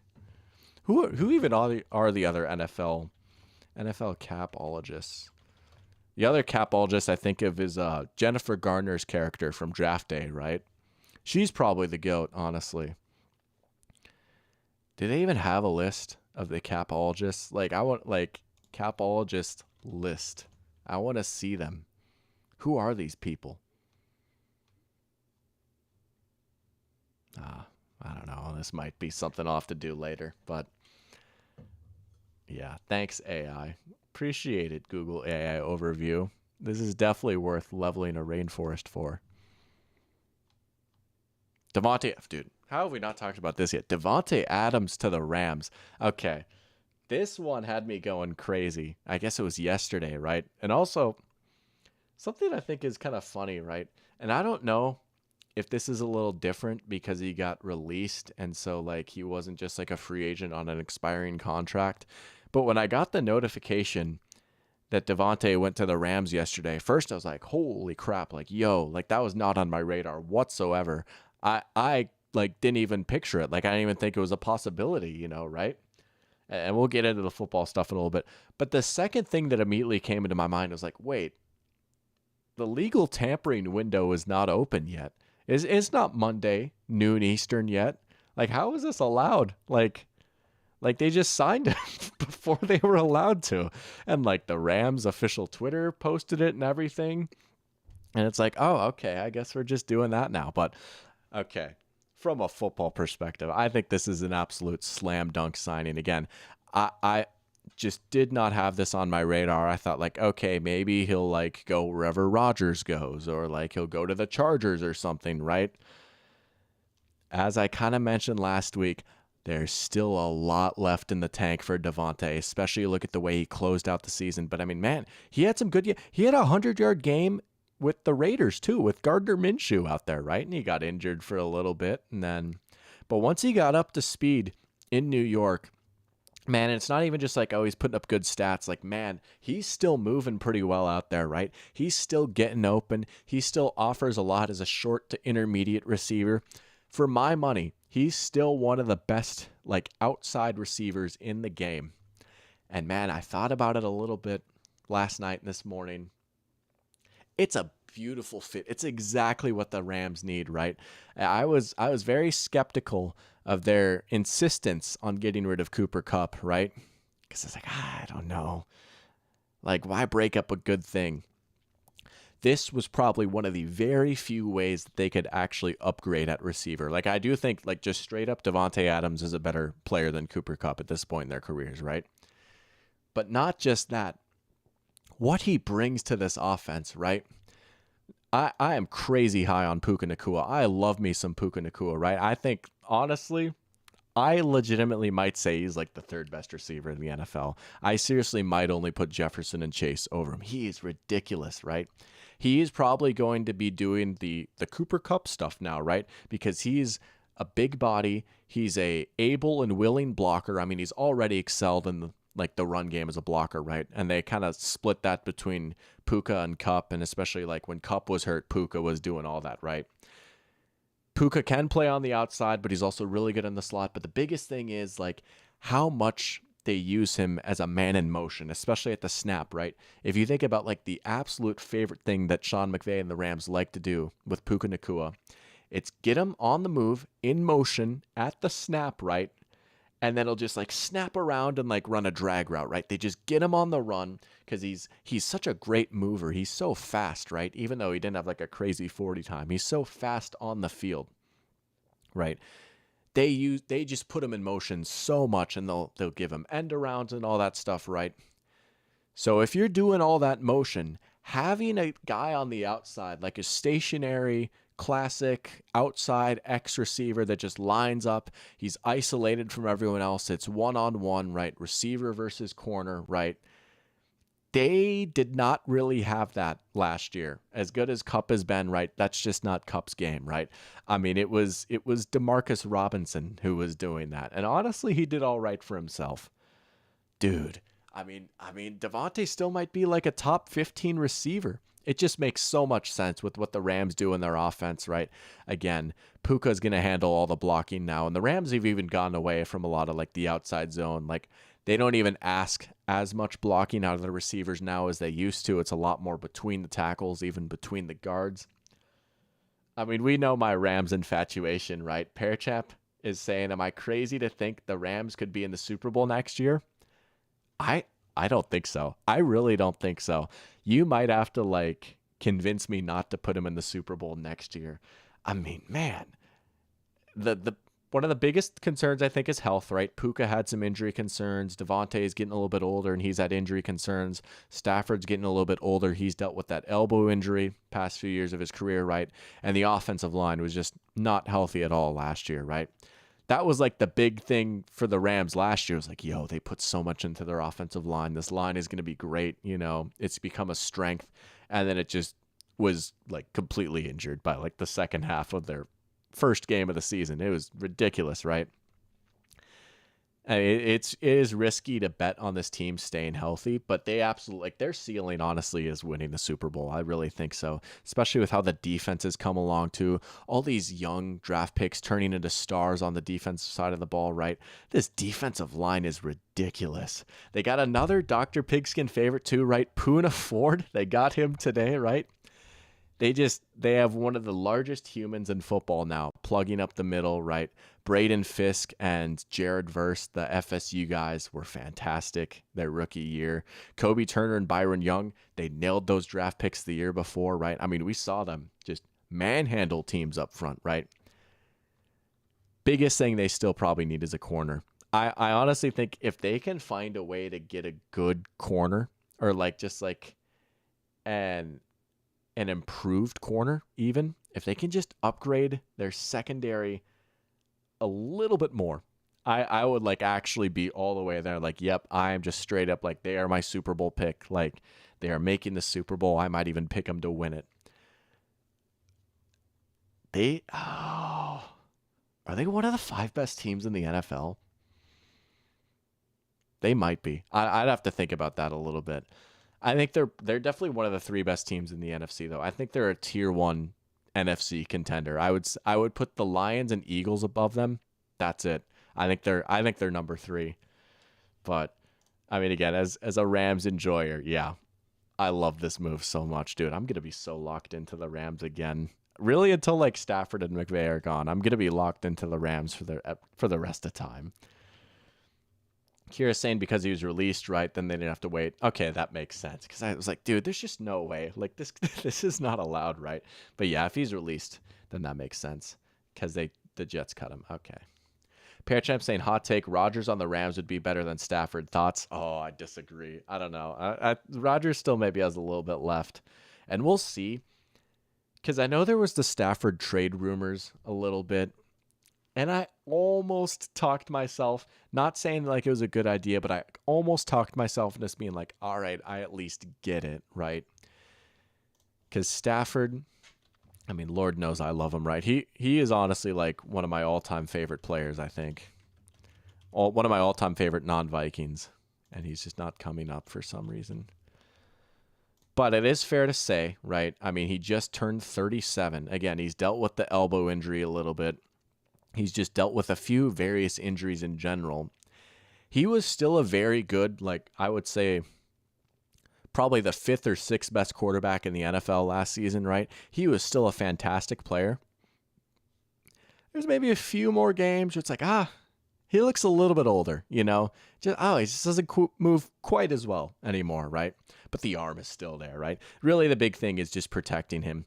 As with most quarterbacks, right? But like, man, Matthew Stafford with decent protection, good night. Just one of the most fun players to watch in the entire league. Just some of the throws he can hit, man. I just love the way he spins the pigskin. Oh, what a joy he is to watch. I've loved this third act of his career on the Rams, right? Man, I mean, just like a few years, it looked like it was over for him, right? That 2022 season when he first had the elbow injury and the Rams had that terrible year following their Super Bowl win, I remember thinking like it might be over for him. But man, 2023 was legitimately probably one of the best seasons of his career. And then 2024, he was still very good. But there's at least a few signs of like, okay, there is maybe a world where he falls off this year. Like it's not crazy to think there's like maybe a 20% chance he falls off a cliff. Again, he's 37 with an injury history. Could happen. But nah, I can't take Rodgers over him right now. I think Stafford is just straight up the better player. I really do. I really think the only quarterbacks I'd confidently take over Matthew Stafford right now are Mahomes, Allen, Lamar, Burrow. That might be it. I don't know. That might be it, honestly. I still might have Stafford at 5, personally. But we'll see, man. Oh, please just give me a full season of Stafford, Devontae, Puka, Kyren, and this line. Please. Oh, if they could get like a fully healthy season out of those guys, this is a top 3 offense in the NFL. Slam dunk. Absolutely. Got Reed Champagne in here too. Let's go. Saying, what's going on, man? Hope you've been doing well. I have been. How about you? Good to have you back in here. Just a little bit of free agency talk. Michael asking if I can tell him again about the story of 2021 Cooper Kupp. Oh, hey. I will gladly talk about 2021 Cooper Kupp for a little bit. Honestly, one of the best seasons of our lifetime, right? The OG Triple Crown winner. You know, fun fact, I had him on fantasy. I had him on one of my fantasy teams that year. Did not make the playoffs. Forget like, I didn't even win the championship. No, I just missed the playoffs. Dude, again, I mean, what he did as a receiver, right? I mean, going for nearly 2,000 receiving yards, 145 catches, 16 receiving touchdowns. And again, if you really want to get into the nerdy stuff, he did all that while legitimately being one of the best run blockers on his team. I mean, he really was like half wide receiver, half tight end, right? And again, another FCS guy. Got to give some love to the FCS. Man. Stafford buddy ball. You'll set records. That's what I'm saying, right? We saw it with Kupp. We saw it with Puka. We saw it with Calvin. Obviously, all great receivers in their own right. Stafford buddy ball. You'll get records, you know? Yeah. Man, I remember against the Colts week 2, they lined up Kupp in the backfield for a touchdown. Let's just pull this up here. Honestly, this is like weird and niche, but this is one of my favorite like plays from that entire season. Cooper Kupp touchdown, versus the Colts. They lined him up in the backfield going up against Shaq Leonard, Darius Leonard at the time, right before the name change. Man. But I was just like, yo, that's so sick. They put the receiver in the backfield and they just had him run a little option route, right? I think this is it right here. Here's Cooper Kupp, right? And eventually he's going to be running an option route against Darius Leonard. Bro just did not stand a chance whatsoever. I don't know, man. I just remember watching this on Red Zone. I was like, yo, that's so sick. Oh, look at that. I don't know if this angle really does it justice. I don't know if they'll show the replay or not, but it's like, oh, that's nice. Just genius Sean McVay cooking, you know. What a ball by Stafford, too. Anyways, I don't know. For whatever reason, that is the first Cooper Kupp play that comes to mind when I think of that season, even more than like the Super Bowl, which is kind of funny to think about. Which, fun fact, he won Super Bowl MVP that year, right? Non-quarterback winning Super Bowl MVP. But yeah, definitely one of the best seasons I think I've seen in my lifetime of any position. That was a fun year, man. That was a good year of football, too. That was a great season. But I like that. Oh, reminiscing. Dude, I always get that word wrong. I don't even remember which one is the right one. But, yo, Sebastian's in here, too. Let's go. Welcome, Sebastian. Good to have you in here. Saying, what is up, pig skinning enthusiasts? Just found out today that DJ Reed is the greatest football player of all time. Imagine how good he would have been if he had Jared Goat instead of Pat Stafford. Oh, hey.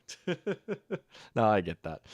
Yeah, no, DJ Reed, good signing, right? Hey, I think the Lions got better today. That's what I'll say. Oh, Byron Murphy is back. Let's go. Yo, Byron Murphy is back. That's huge.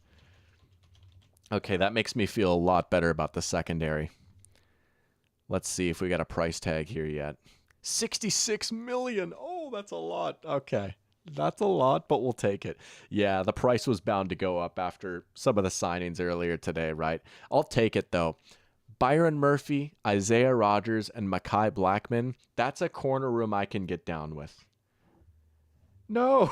Speaking of Dr. Pigskin favorite, Andre Cisco to the Jets. No! Oh, the Jaguars have lost an OG. Dang, that's tough. But, yeah, hey, let's go. We'll take Byron Murphy. I guess here's what I'll say, though, now that I'm thinking about it. And maybe this is just overthinking, and maybe it'll be fine. Let me see if I can find it here real quick. Vikings depth chart. So I do like the talent and the ability a little bit better in the Vikings corner room now. Here's what I'll say, though. Isaiah Rodgers, Byron Murphy, and Mekhi Blackmon. That is a tiny group of corners right there. All those guys are under 6 foot, I believe, right? That is a pretty small group at corner. Maybe we still do need another corner. Maybe we still need a little bit more size there. Because we got some ants out there. No disrespect. They're all good players, but, oh, hey, we'll take it, though. He's back. We brought a good player back. He's got familiarity in the defense. A little bit of money. We'll take it, though. We'll take it. All right. So the Vikings have got a good center. Like that. Brought in a little bit of youth infusion in the corner. I'm like, Stephon Gilmore's got to be gone now, right? We still got to fix this, though. I'm going to continue to be annoying about this until something is done. Maybe it'll be the draft.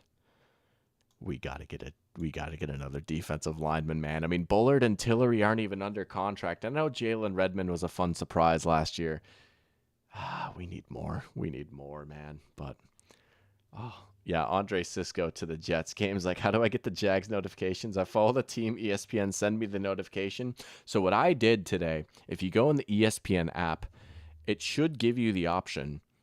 If you just go in there, you can opt into getting Adam Schefter push notifications, which I think is pretty much just like ESPN sends you a push notification of like whenever Schefter announces a signing, right? I guess it's not showing it from me now because I already opted in, but you should be able to do that. And it's not going to give you like every single signing, right? It's not going to be like, oh, like Blingus Blongus to the Patriots or something, right? But it'll give you like the notable ones, which apparently, hey, Andre Cisco is notable enough to get an Adam Schefter notification. We won. We still won.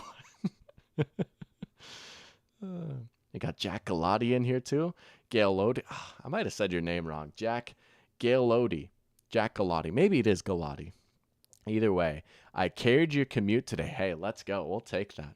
Nothing like listening to a little ball talk while you're on your drive, right? Nothing wrong with that. Let's go. Appreciate you tuning in. Sebastian saying crazy that we had 2 wide receivers win Super Bowl MVP in 4 years. I suppose, yeah, Julian Edelman too, right? Yeah. Kira saying my defensive player of the year king locked up to an increasingly team-friendly deal. Oh, yeah, right. Hey, again, hashtag pay your guys early. Hashtag pay them early. Oh, there we go. Let's go. You got him. Let's go. 2016 Blingus Blongus went crazy. Perichamp asking, where do I think that some of the old wide receivers end up? Like Amari Cooper, Cooper Kupp, and Stephon Diggs, and any others that I think are significant. You know what? That's a good point. I feel like we've hit most of the major signings, right? And again, maybe we'll have to go live again or do something again. I'll just probably be yapping across socials, right? Okay, one more before we get into that, because I did legitimately actually want to talk about this just for like a second, right? Even though they didn't get Milton Williams, I do like what the Panthers did today. Shocker, right? They had the big J.C. Horn extension. I like this signing a lot. Tershawn Wharton, I think he's another one of those under the radar guys, right? Good defensive tackle at a good age, got him for a good price. Again, you know what? They miss out on Milton Williams. Tershawn Wharton is not a bad consolation prize. Tershawn Wharton and Derek Brown, that still moves me, right? Rebuilding the defensive line a little bit. They also got Bobby Brown from the Rams. And then Trayvon Merrick, yeah, the safety. Pat Jones, I don't know. I don't think I think he's like a coverage sack merchant, to be honest. I don't think he's that great of a player. But Merrick and Tershawn Wharton, those are some nice moves. Again, I don't know. I might be in on the Panthers again. Justin Fields to the Jets. We'll see. He's maybe cooked, but also like, you know what? They're going to give him a shot to start again, I think. They're giving him another go. Could be worse, He could just be like Josh Rosening it, just doing nothing. But I like the receivers question. Let's hit a few of these receivers here real quick. So Amari Cooper, I think he's, according to this article, he's listed as the best receiver still out there, right? Again, maybe a little bit of an inconsistent career arc. He is on the wrong side of 30. He was all right with the Bills. I don't think the Bills bring him back, to be honest, after they extended Shakir and then they brought in Joshua Palmer today. I don't think they bring him back, right? And he didn't play a whole lot. He was injured some. Where would Amari Cooper go? What would be a good spot for Super Cooper?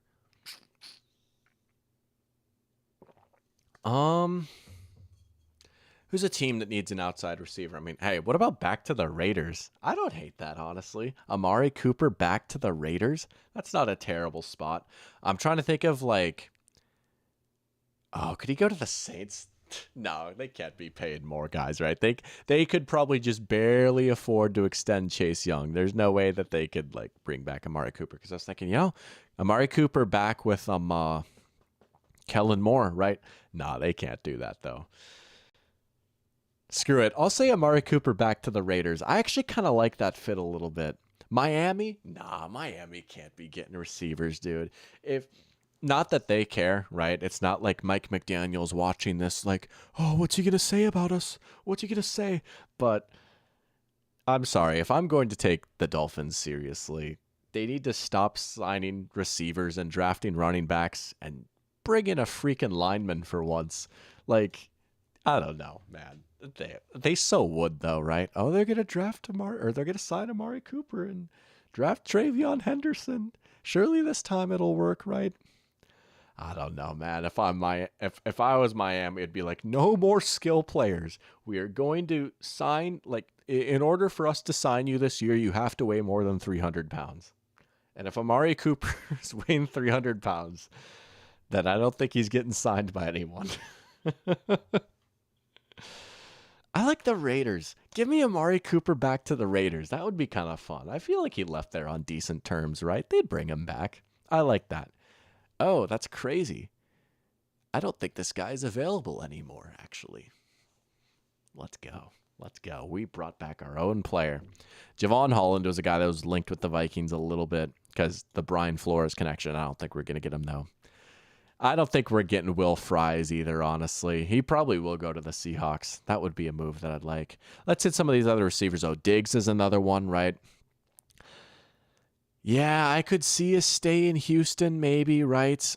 Did they bring in a receiver? They got Justin Watson. I don't think Justin Watson will be their Diggs replacement, though. They also traded Laramie Tunsil, which was just another shocking move that hadn't even been addressed yet by me.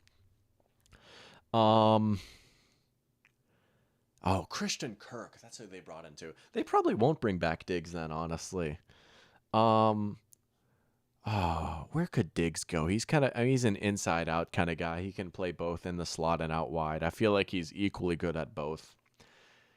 He was honestly pretty good for Houston before he tore his ACL too, right? Like maybe he loses a step now after the injury, but honestly, he was playing pretty well for him before he went down.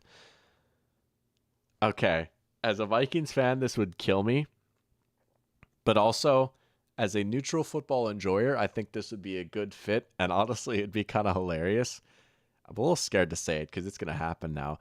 Diggs to the Packers. Diggs to the Packers would honestly kind of be insane. His ultimate Vikings revenge arc, right? And again, they just need another receiver, right? They maybe need a little bit more experience. Honestly,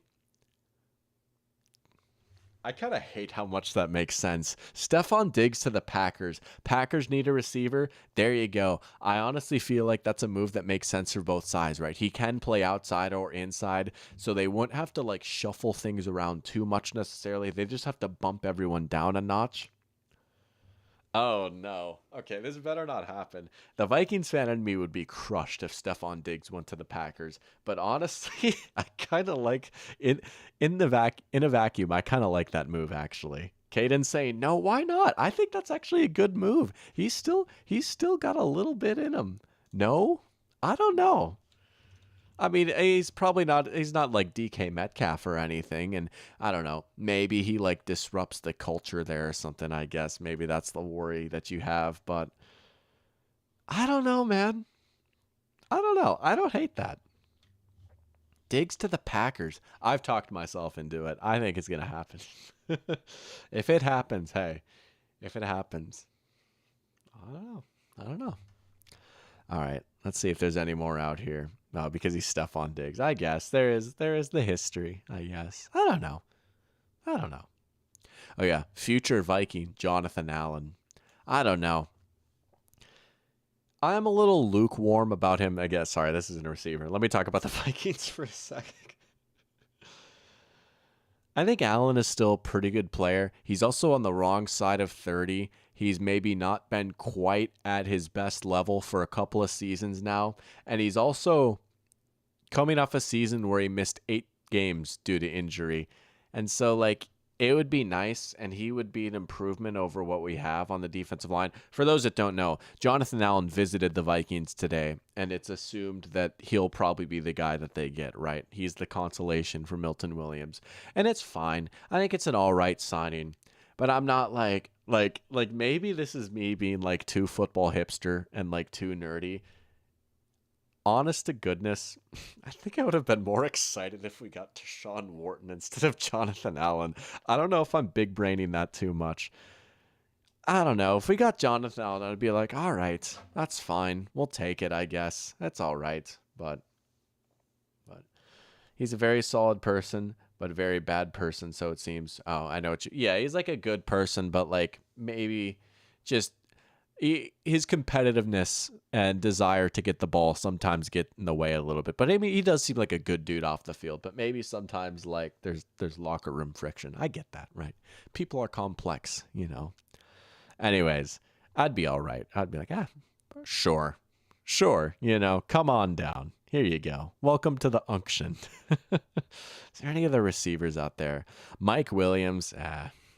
I'm curious what his market is going to be like. He had a few solid catches with the Pittsburghs where it's like, with the Steelers, it's like, yo, Mike Williams going and high pointing the ball a little bit. But he's kind of a what could have been. I mean, injuries just absolutely killed his career, you know.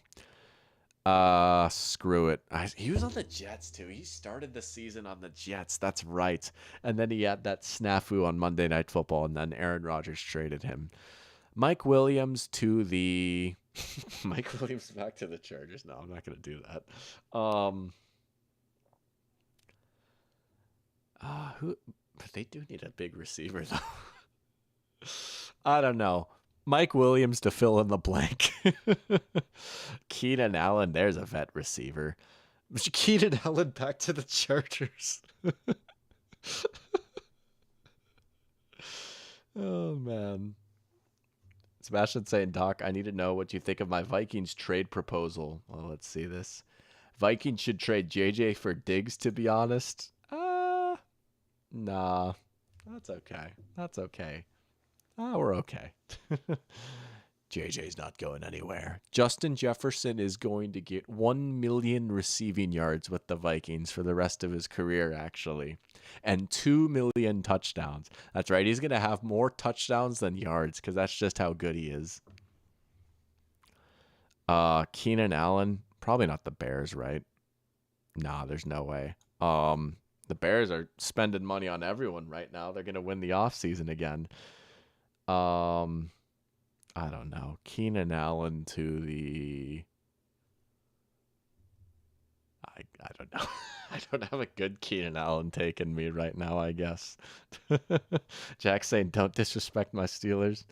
Game saying, why do free agency tweets all rep the agent now? My theory, right? These insiders are in cahoots with the agents, right?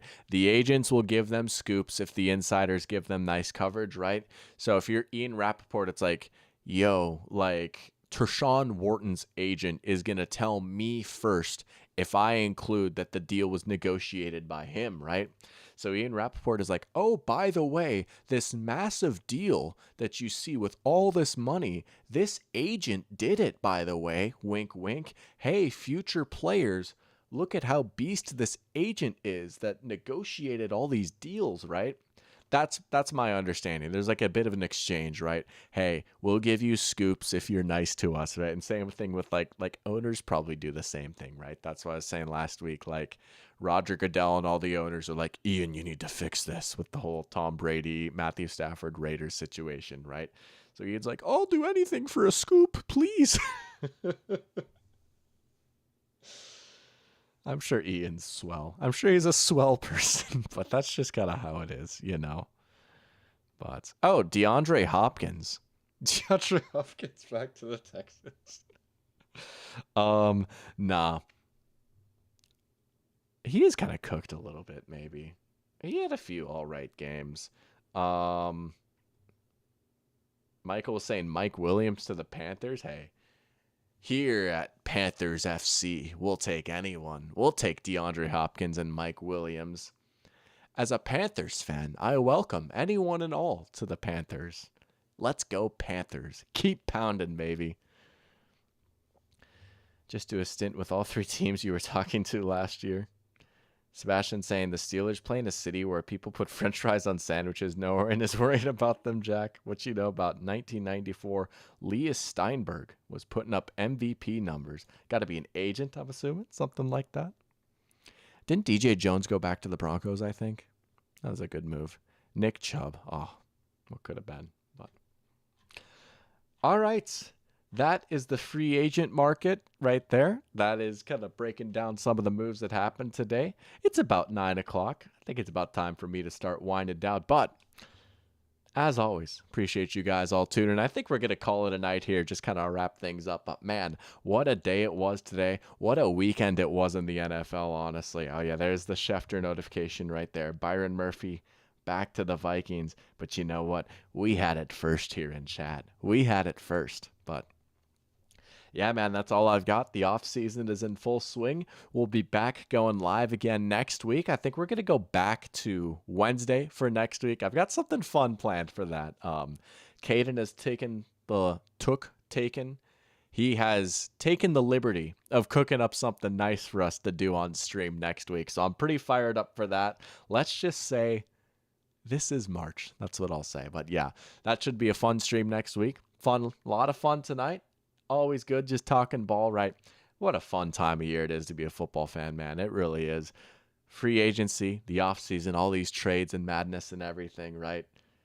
Let's stay glued to our screens while also touching grass. Nice little balance, but appreciate it, guys. Thank you. Thank you, Pear Champ. Thank you, Sebastian. Y'all have a good night as well. I'm about to wind down for the night, just stretch out, chill a little bit, have some fun, and enjoy my Jacoby Brissett era. But appreciate you guys. Y'all have a good one.